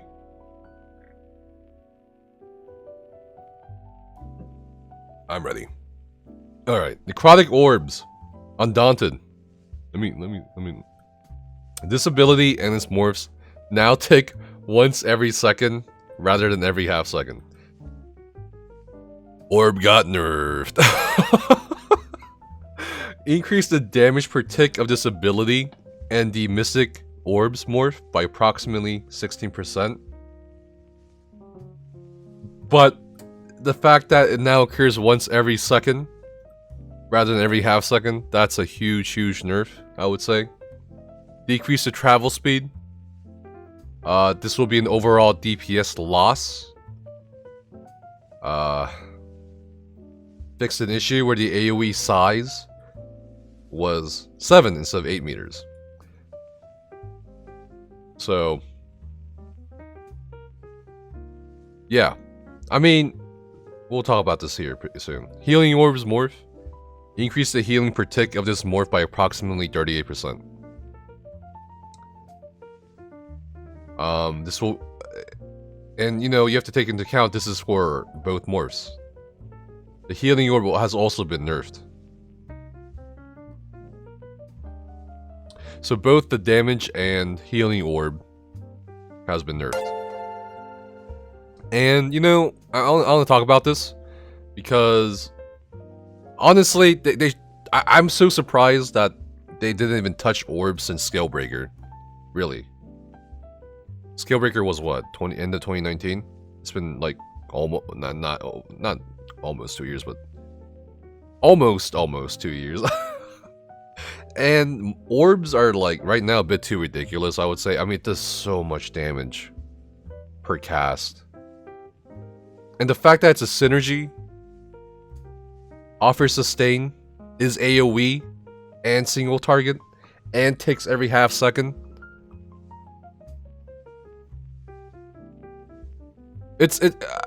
I think Deltia actually, you know, you guys know Deltia came back to the game, and I think one of his first videos was like a video about orbs, and like it was kind of interesting to watch his perspective because he's like a returning player, and orbs wasn't really a damage skill back then or anything really. It was just a support skill.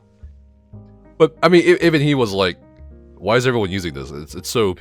And I guess like finally they're touching orbs. And this will affect your cleave damage as well as mag DPS. But I'm also interested to see how the Healing Orb will do. But yeah, we'll see what happens. But yeah, I think the nerf is fine.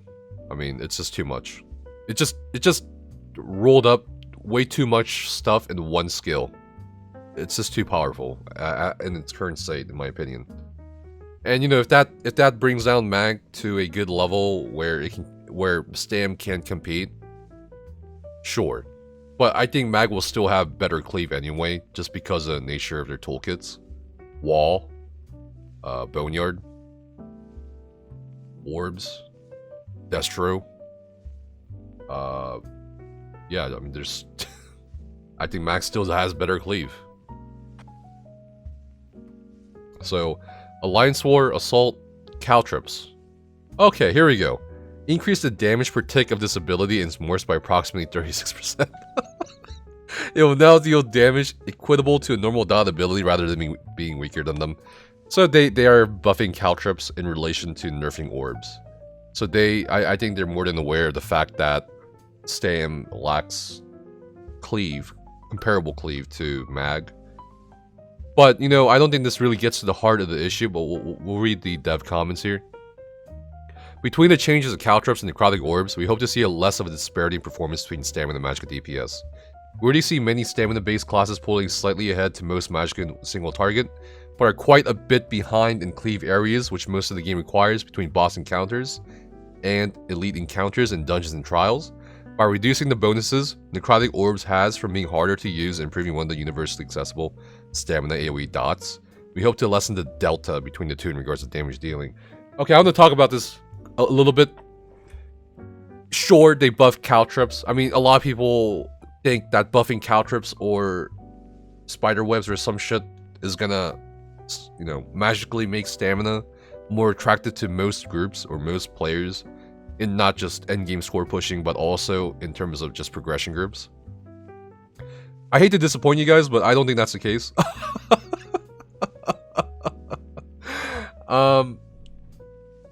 The heart of the issue here is not... Okay, sure, that's one of the factors that cleave... There's a disparity in cleave damage between magic and stamina. But the heart of the matter is...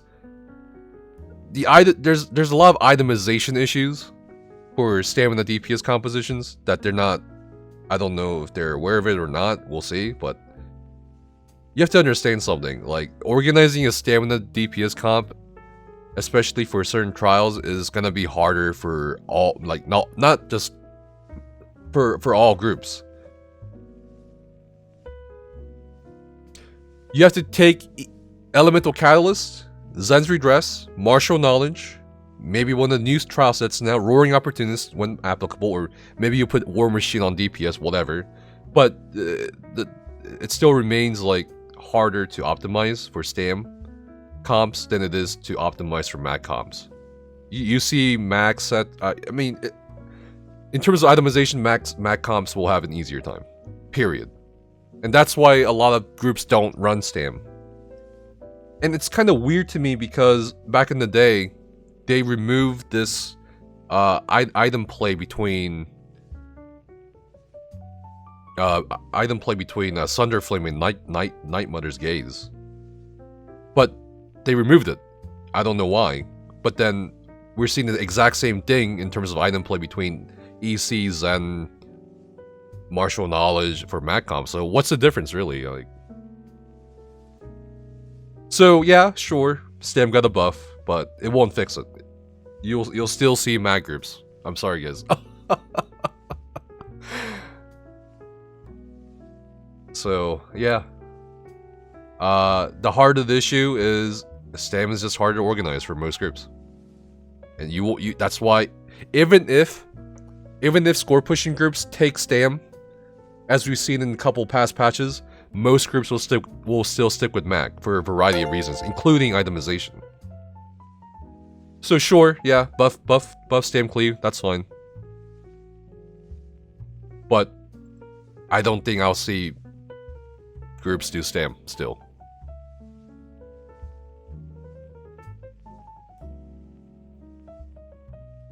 And how do you fix the itemization issues? I don't know. Probably just... It's hard to say because... I don't know. I don't know. I'll have to think about... I'll have to think about it more. Because there's a lot of factors. But anyway. Champion point system. In response to the feedback, there's still too much vertical progression in the champion point system. We further reduced the maximum number of stages for passive stars, non-slot available. This will lower the vertical progression cap to 1560 rather than 2100 in the warfare tree, and 1626 rather than 2352 in the fitness tree. So they also reduced the maximum power of the CP system. So again, I think this is a good thing. You know, a lot of people are like kind of pissed because I grinded so many champion points, but you know, all the clues, all the statements are there. They don't want vertical progression or too much of a vertical progression. They want horizontal progression. They want power from sets plus choices, which is slottable, which comes in the form of slottable nodes, right? So the current min-max cap, as we went over, is gonna be 2100, and this 2100 is absolute min-max point, meaning at about 16 to 1800 you'll be fine. You'll be more than fine. I mean, I would dare say at 14 to 1600 you'd be more than fine for everything. But at around 1800, as you'll see, it's like there's like really nothing more you can do. At 2100, it's basically every passive. It's like, that's it. So yeah, that's what they mean by the 2100. 2352, this is referring to the fact that you have to put like 100 some points into that passive where when you res, you get more resources. So yeah, they are nerfing CP.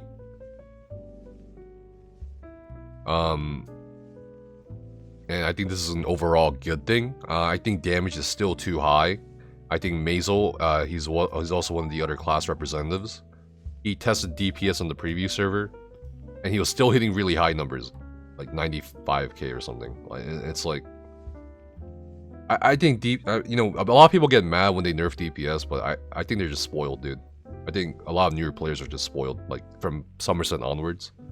I think those kinds of players just don't really know or have experienced what ESO was like before these massive power creeps, and they just get mad every time they get nerfed. And I think, honestly, I think DPS should keep getting nerfed. Very unpopular opinion, but even now, I think the damage is way too high. We're skipping mechanics that we shouldn't be skipping in trials and dungeons.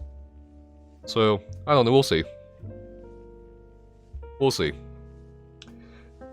But yeah, this is gonna make it a lot easier for people to min-max. And that's a good thing too. I mean, sure, I think people will get pissed that they grinded so much. But, you know, I kept saying it during my 24-hour grind streams, like, you shouldn't, like, this is what I'm going for. This isn't what you should be going for. And, you know, they'll, I mean, you know what I mean? So, don't be pissed. I mean, maybe they'll raise the vertical progression, and you'll get to use OCP. But anyway, craft. Oh, Kavai is here. Oh yeah, I mentioned you by the way earlier. When we were talking about like ways to mitigate or kite Zergs. You could be like, you could kite Zergs using shade, or roll dodge, or undo, or you could be like Kavaya, where you're like, it's just a prank, bro. I'm out of stam. But anyway, Angler's Instincts. Fixed an issue where the effects of Artaeum, Pickled Fish Broth, and Angler's Instincts were not stacking together. Fixed an issue where the star applied its effects once purchased, oh, okay. That's... okay. Oh, man. Half of this game is ignored, normal content is overlooked for lack of severity. People hardly know serious mechanics until late and much. Yeah. I don't know. I think people in general, or ESO players or raiders, a lot of ESO raiders in general are just unaware or spoiled, dude. And you know, I see this a lot, especially in like mid-tier progression groups that I've been looking at, or like just like observing on streams and shit. But like, bro, when things are going tough or getting tough, or they're not burning things or whatever, or like people just get pissed. Or they just want an easy time of like getting a title or like a skin, and it's like, oh man, I don't know, dude. Something needs to change with that attitude. But anyway, Steadfast Enchantment rewarded this passive to better describe its actual behavior. Okay, cool. The following stars have gone down to 2 stages from 4 stages. Okay, here it is. So it's the overall power of CP is getting nerfed. Basically seeing halving of a lot of important perks here. Mitigation and sustain getting nerfed. Yeah, like tumbling's getting nerfed, savage defense, fortification getting nerfed. And these two kind of irrelevant nodes or whatever. Warfare. Okay, they added 6 new stars, but on the preview server, I think I said there were 5 new stars. Let me look. I didn't realize there's 6, but I only saw 5. Alright, so there's 5. 4 for healing, 1 for damage. Looks like they added a 6th one. And they added this like constellation. Is PTS up yet? PTS is not up yet. But on the preview server, on the way to the healing nodes in the warfare tree to the left, there's going to be another sub-constellation, one of the purple constellations you see with damage and mitigation right now. And if they kept it the same, which I'm assuming they did, this is what they're talking about, the Master Curation sub-constellation. So you see this on PTS. So here are the slottable nodes, or perks. Enlivening Overflow. Overhealing yourself or an ally grants them magicka, health, and stam recovery equal to 0.5% of your max magicka for 6 seconds, up to a cap of 150. This effect can occur once every 12 seconds per target. Singular stage worth 50 points. From the Brink. Healing yourself or a target. Under 25% health grants them a damage shield that absorbs 2200 damage per stage for 6 seconds. 5 stages max, so you can give them like 11,000 damage shield, dude.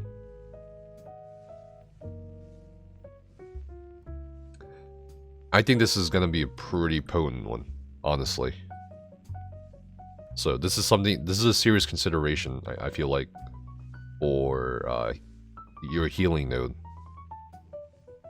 And you know how PvE tanks kind of have that flexible 4th slot. Because you got like the 3 main mitigation ones for taking dot damage, AoE damage, and single target damage, and you have that 4th flexible slot for PvE. So this could be a thing as well for PvE tanks to also do, not just healers. I wonder if this applies to minor lifesteal. Hope Infusion. Healing yourself or an ally under 50% health grants them minor heroism. This is a pretty interesting one as well. Duration is based on your magic recovery, granting 1 second every 300 recovery. This effect can occur once every 10 seconds. I think this is going to be an interesting one, especially for trash fights. But it's under 50% health, which is like... I don't know about this one. Alright, Master at Arms. Increases your damage done with direct damage attacks by 2% per stage. 5 stages max. And I think a lot of people requested for this to come back. Salvo Renewal. When you remove a negative effect from yourself or an ally, you heal them and allies within an 8-meter radius of them for 1280 health per stage. 5 stages max at 10 points per stage. So this could be a pretty huge thing for PvP. Potentially some instances of PvE. So far, I think things to look at. From the Brink. Salvo Renewal, Master at Arms. Weapons Expert, let's see what this does. Increases your damage done with light and heavy attacks by 3% per stage. And these are all slottable nodes, so these are not passives. So you gotta make a choice. I think for sure, probably for like Sunspire where you can't use Fighting Finesse. The flanking one. You could go with Master at Arms or Weapons Expert.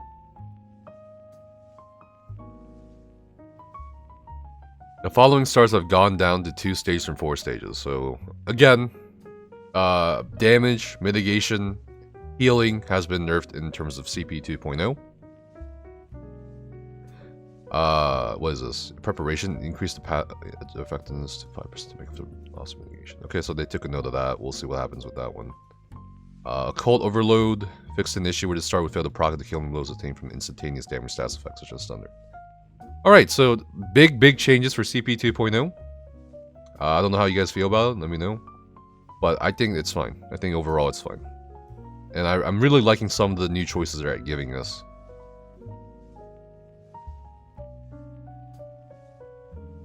Itemization item set issues. Fix numerous issues where dealing damage with a set against damage shield with not proc events based off of damage done. Okay. Updated several item sets that state they require melee damage to better describe the requirements. Martial melee damage used to denote attacks that deal physical bleed, poison, or disease damage in melee range. Melee range, this is key. Magical melee damage used to denote attacks that deal magic, flame, frost, or shock damage in melee range. And melee damage is any attack with a range less than or equal to 7 meters. Interesting change here. And I think this will affect several item sets, as they said. So it's something to keep an eye on here. The following sets now proc off taking any melee damage rather than only martial melee damage. Death's Wind, Dragon's Defilement, and Night Terror. Okay, that's interesting. Item sets that proc events that deal damage or heal now scale similarly to abilities based on specific stats. Alright, so this is something they talked about in the update Update 30 combat preview. Where did they say though? Alright, so proc sets, damage sets will now scale with spell or weapon damage, whichever is higher. Healing sets will scale with maximum magic or stamina, whichever is higher. And these are sets, not abilities. And other sets that fall outside of that functionality will likely scale with max health. So this is what they're talking about here. And a lot of tooltips will be updated. But ESO players don't fucking read tooltips, so no one's gonna know anything. Damage focused proc based events will now scale with the higher of your weapon or spell damage. You must have 5,478 weapon or spell damage to reach the original value of many sets. Okay, that's pretty high, but I think still obtainable in PvP. For PvE, I think that's easily obtainable. Healing focused proc based events will scale with the higher of your max magic or stamina. You must have 38,350 max magic or stamina. That's obtainable. Tanking focused proc based events will either scale your max health, in some rare cases will use a higher of your physical spell resistance. That's pretty interesting. Huh. Okay. You must have 38,350 max health or 27,890 physical spell resistance. Huh. Okay. This will have pretty interesting implications for PvE as well, because I mean, I'm thinking like Zan on Stam DPS or something, you know what I mean? I think some people are saying Rolliquin on Mag, but I don't know about that one. Ability altering weapons. The following sets now scale off of your weapon or spell damage, whichever is higher. Cool. Puncturing Remedy, that's the Master Sword and Board. Scales off your max health, that's pretty interesting. Increase the match number, okay. Fair. And these sets scale off your weapon or spell damage, whichever is higher. Trying to see if there's anything notable here. Nocturnal. These are the craftable sets.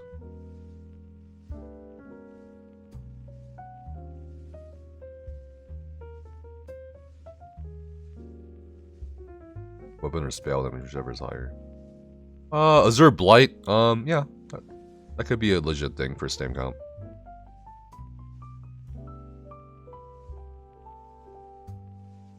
Plague Slinger. Sheer Venom, Thunder Flame. Okay. Once every 2 seconds, some nerfs here and there. The following sets now scale off your max stamina match code. Hades? now takes every 2 seconds, okay. The following sets now scale off your max health. Frozen Watcher, Leashing Plate, yeah, I assume so. I think that's a pretty cool change with the whole tanking sets. Crimson Twilight. The following sets now scale off of your physical spell resistance, whichever is higher. Okay, so certain sets will only scale off of physical or spell resistance, as said above. Amber Plasm, they nerfed it very slightly. Archer's Mine, they buffed Archer's Mine. That's one of the Dragonstar Arena sets no one ever uses. Increase the base crit damage and healing done from this set to 8%, up from 6%. Increase the bonus while sneaking invisible to 16%, up from 12%. Reduce the bonus damage, damage bonus for the set to 20%, down from 33%. Bloodringer. Bone Pirates Taters?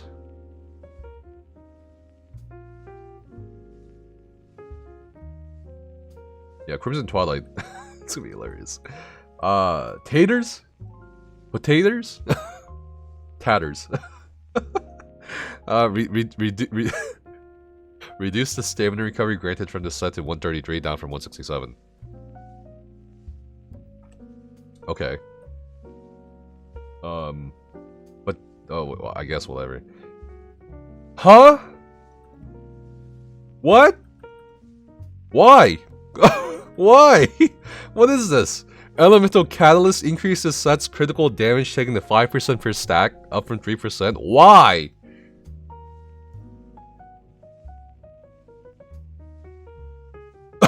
Why? What's the point? Bruh. 9% to 15%? Why? Is there a point? Is there a reason? Why? I don't get it. There's a reason why this was nerfed. This Elemental Catalyst was nerfed twice on the Stonethorn PTS. For very good reason. But now they're buffing it back up? Why? Why? I don't understand this. Is it to compensate for maybe the CP nerfs?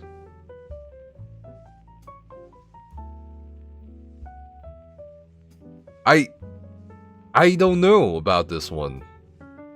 Necro nerfs? I mean, why would that have a bearing on this? Because Necro nerf was for crit rating, not crit damage.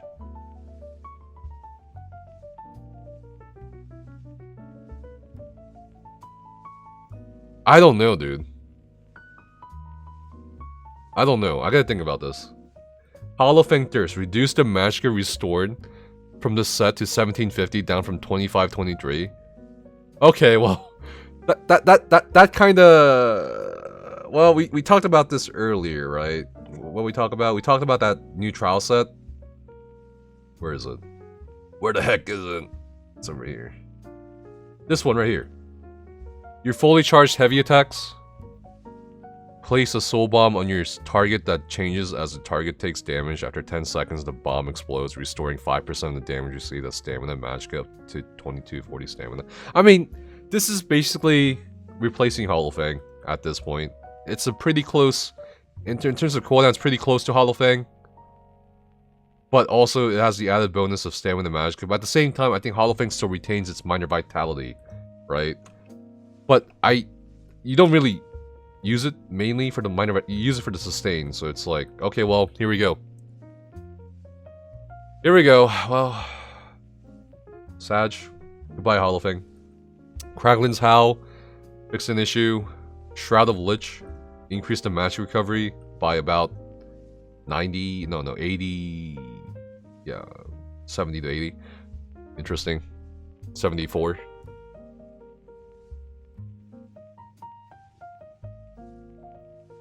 Monster Masks. The following sets now scale off of your weapon or spell damage, whichever is higher. Yeah, this is exactly what I was talking about with the whole Zahn thing, right? Damiha, Skrothar, Iceheart, Lambris. How about, like, Grothar on Stam for trash, dude? Or, like... I don't know. It's gonna be interesting. Remember when Maw of Inferno was used by Stam DPS for some time? Celine's on Mag could be an option. Scoria on Stam. Valadreth on Mag. Zahn on Stam. I don't know. The following sets now scale off your max magicka or Stam, whichever is higher. Chokedorn. Earthgore. Knife Flame. Huh. Interesting. I think this will affect the tanks wearing Earthgore. I guess we'll have to see like how much it affects it. The following sets now scale off your max health. Lady Dorn. Scourge Harvester. Wait, how? The healing, I'm guessing? Yeah, just the healing probably. Shadowren's damage. Durvakun's damage. Oh, the damage. No, not the healing. Sorry, it says it right. I'm an idiot. Damage.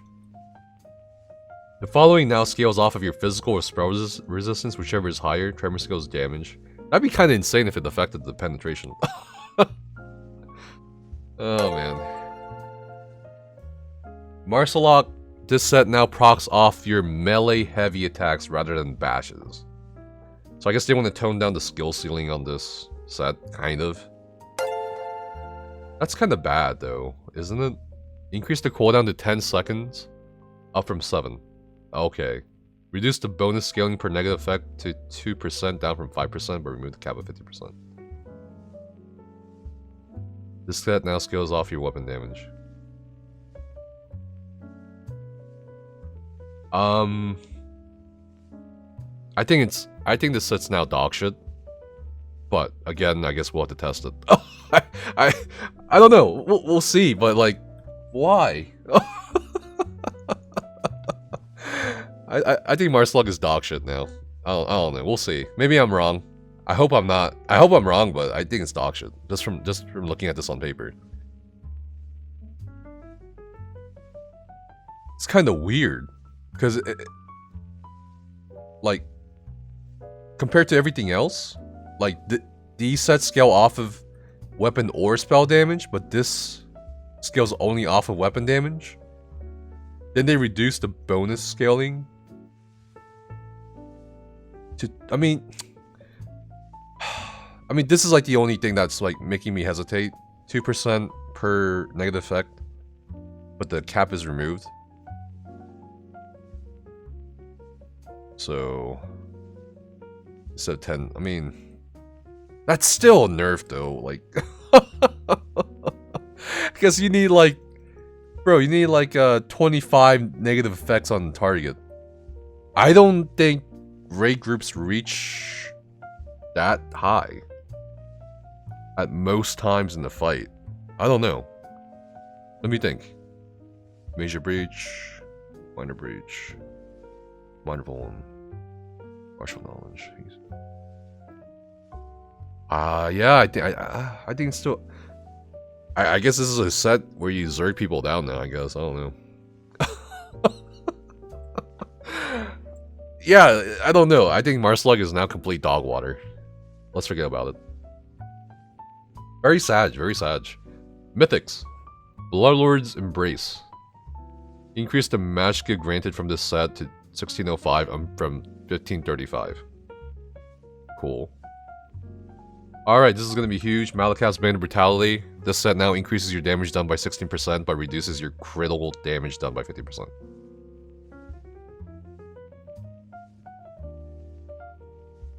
Rather than increasing your damage done by 25% and making you unable to deal critical damage. This set now increases your damage done by 16%. But you can crit. But your crit damage is halved.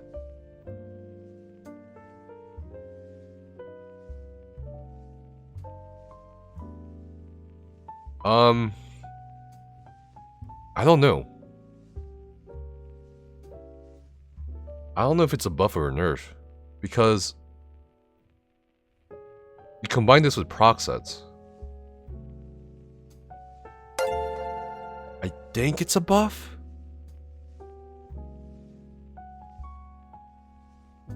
Because now you can crit, but your crit damage is cut by half, and you're doing 9% less damage done with the proc sets.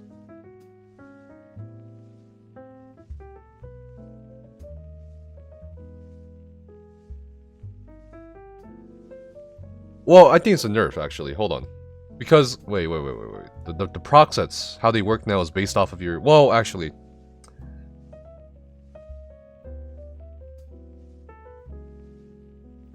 I don't know. It's hard to say. It's hard to say because... It could vary by build now.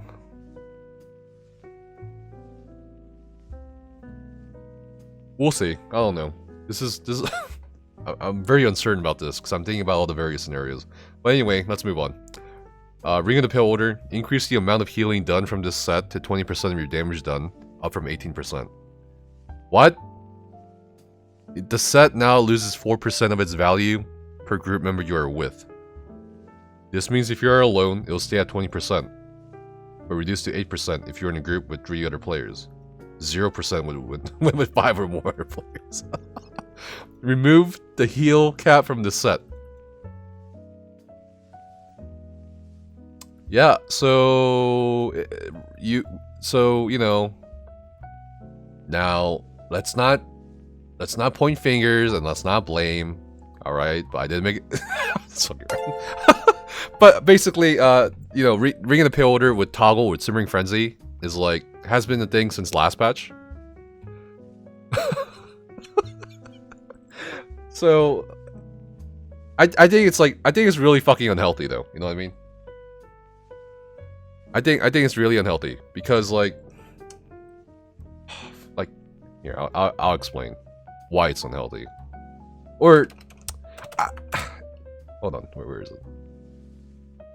I think it's really unhealthy, dude. Because like the way, hold on, I gotta look at the spreadsheet on the video. I don't have video. So the way it's set up, right? Like, look at this shit, dude. You don't have healers. You have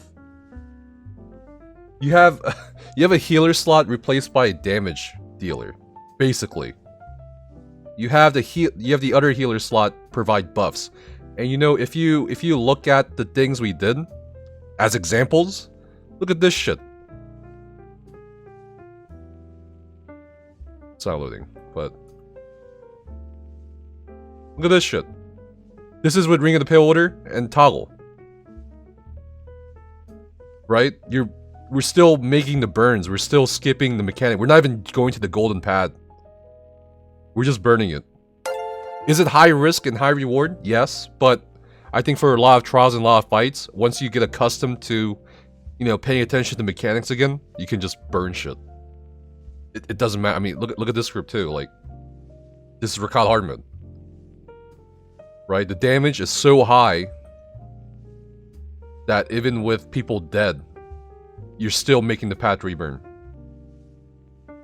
I mean, it's just also unhealthy in terms of like, you're mitigating the role of the healer. Right? Like, just that one item in conjunction with one skill completely eliminates the need for a healer. So that's unhealthy. So before you guys get mad or whatever, I think this is fine. I think it's not really like every group was using it. It's only like the score pushing groups or like groups that want to try really hard at, like, you know, score pushing. I think most groups weren't even using it. I think some groups were using it, even if they were not score pushing, but still, I don't know. I think it's just a generally unhealthy thing. So I'm glad that they nerfed it. But you can still use it for like solo arenas. I mean, they improved it for solo instances, right? You get 20% more damage or more healing done, and you also remove the heal cap again. So I don't know. This set now loses 4% of its value per group member. So yeah, I mean, you can still run it in 4-man, but it's still gonna be less potent than before. Yeah, I think that's pretty cool that they can do that. That they can do this thing. I mean, I think this is like,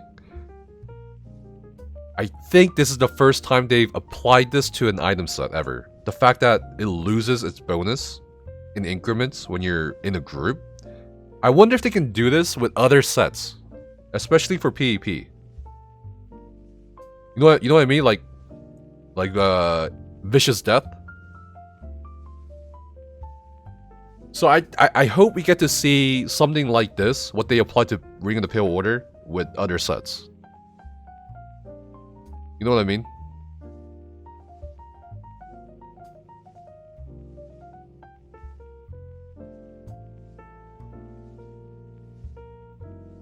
So, we'll see.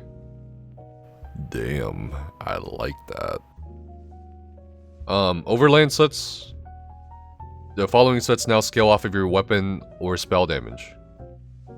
Don't give them any ideas. I mean, I think this is a terrific idea. Especially for certain sets. Like, you know how certain skills or sets were made in order to counteract larger groups, but the larger groups just ended up using those same sets or skills? Right? Like Proxy Debt. You guys remember Proxy Debt? That was buffed the shit out of because, you know, you gotta go blow up groups. But guess what happened? Larger groups ended up running Proxy Debt trains. Let's look at Crimson Twilight. Let's look at what happened there. It's a great set for 1vxing or countering larger groups, outnumbered. But look what happened. Zergs ended up running it. So I think this concept here can be applied for those instances. As far as PvP goes. We'll see.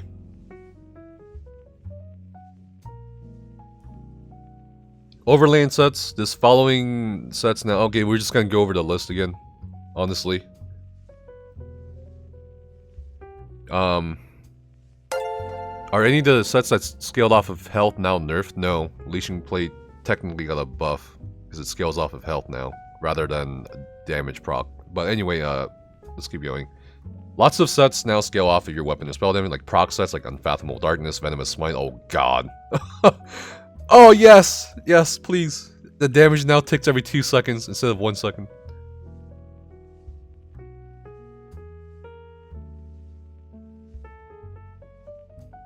They'll just stop being in the group of Steel Zerg. I don't think a lot of you have seen or been in ball groups before, but it does actually take a lot of practice following Crown. As silly as that sounds, you think, oh, that's easy, but once you're actually in the thick of it, the removal, the lowering of the 24 to 12 people per group has affected some ball groups, so it's like that change and further may also affect, or the potential application of that to item sets will affect ball groups. So don't, on the surface level, don't look at it on the surface level. You gotta think about everything else.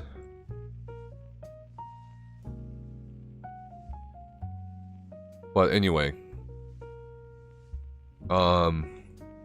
yeah, Briarheart now scales off your max magic or stamina, whichever is higher. Trinamac, Winter's Respite. We're seeing some subtle nerfs here and there to some sets in terms of ticking every 2 seconds rather than every second. The following sets now scale off your max health. Baja Fresh or Baja Blast damage. Grace of Gloom's Heal. Okay, the following sets now scale off of your physical or spell resistance. Hide the Mori House. This is a set where you like roll dodge through people, right? And you knock them down. Whatever. Bloodthorn's Touch. Reduce the magic and stamina. Granted, okay. Brightthroat's Boast. Kind of a slight nerf there. Eternal Vigor. No longer grants the line of max health when wearing 5 pieces, okay? Slight nerf there. Very slight. Prisoner's Rack. Increase the magic granted from this set to 1035, up from 943. PvP sourced. Okay, these are PvP item sets. Vicious Death damage now scales off of your spell damage. This is gonna be pretty. this is gonna be pretty juicy for bombers when Mid-Year comes around this June. The following set now scales off of your max magicka or stamina, whichever is higher. Almalexi's Mercy. Max health, Battalion's Defender, Crest of Cyrodiil, okay. Harbinger, reduce the damage scaling on the set to 5.1435%. What the fuck is this? What is this? To 5.1435% of your max health on proc. Down from 7%. What is this? I don't understand. Someone help. Vengeance Leech. Increase the health, magic, and stamina restored from this set to 2772, up from 2570. Okay, cool, I guess. Trial sets. Ooh, okay, here we go. The following sets now scale off of your weapon or spell damage, whichever is higher. Arms of Reliquant and Perfected Arms of Reliquant damage. Yeah, this is why a lot of people think Reliquant might be a thing for Magicka, but I don't know, dude. Like, god damn, we'll see. We'll see. Destruct the Mage. Fix the niche where the set cannot be purged. Poison Serpent's damage. Roar of Alkosh. Damage over time. Now ticks every 2 seconds rather than 1 second. Well, guys, it's over. The players have won.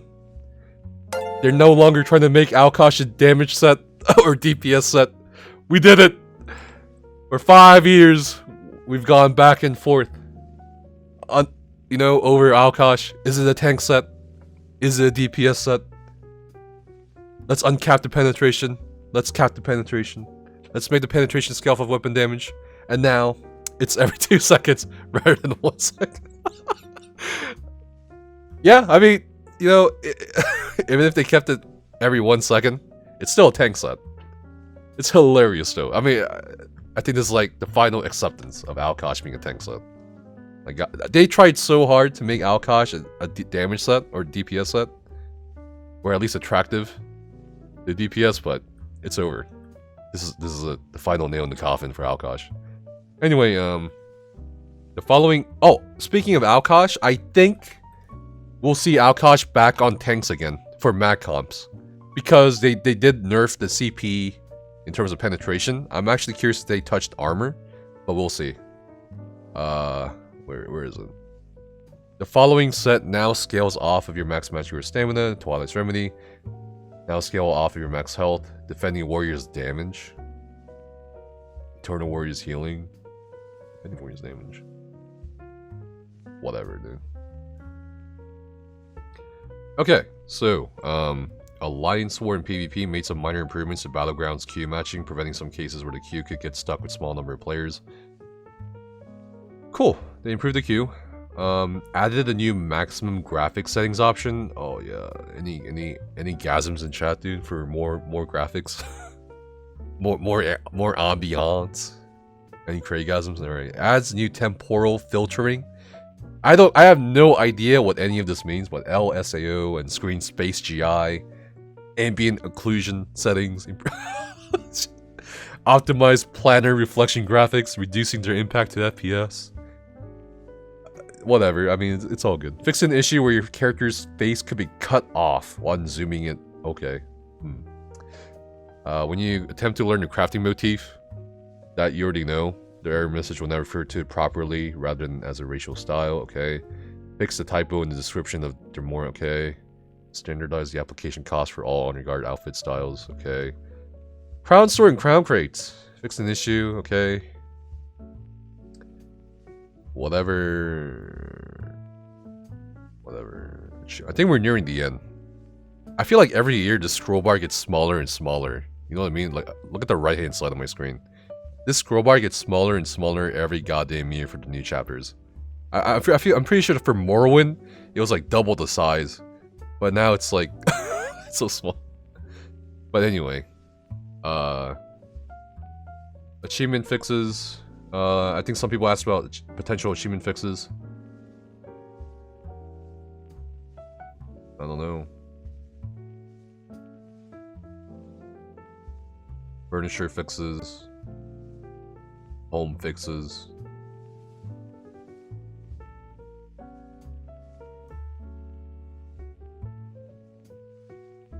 Okay. Just more fixes. Nothing big. Oh! This is so good! This is probably the best thing I've seen in a while for the guild system. Increase the number of characters that can be used for the guild message of the day and about us to 2048 characters. Woo! Finally, we can actually use the guild message of the day and about us better. It's so frustrating as a guild master or as a guild officer or whoever handles the message of the day and about us to like try to fit in the news and all that or guild event information into such a small amount of characters.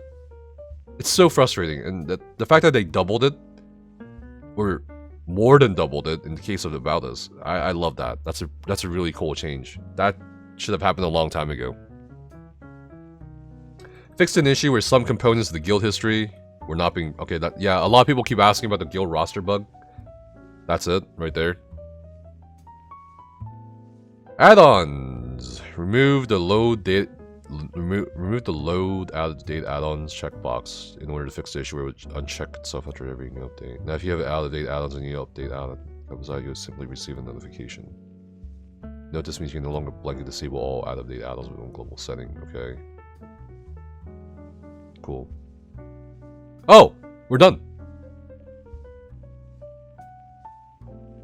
Cool. Wow. I mean, that wasn't too long, right? Not too many big changes happening.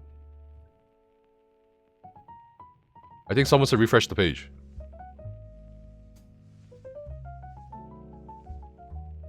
Yeah, there we go. The Battle Spirit passive now also reduces your health recovery by 50%.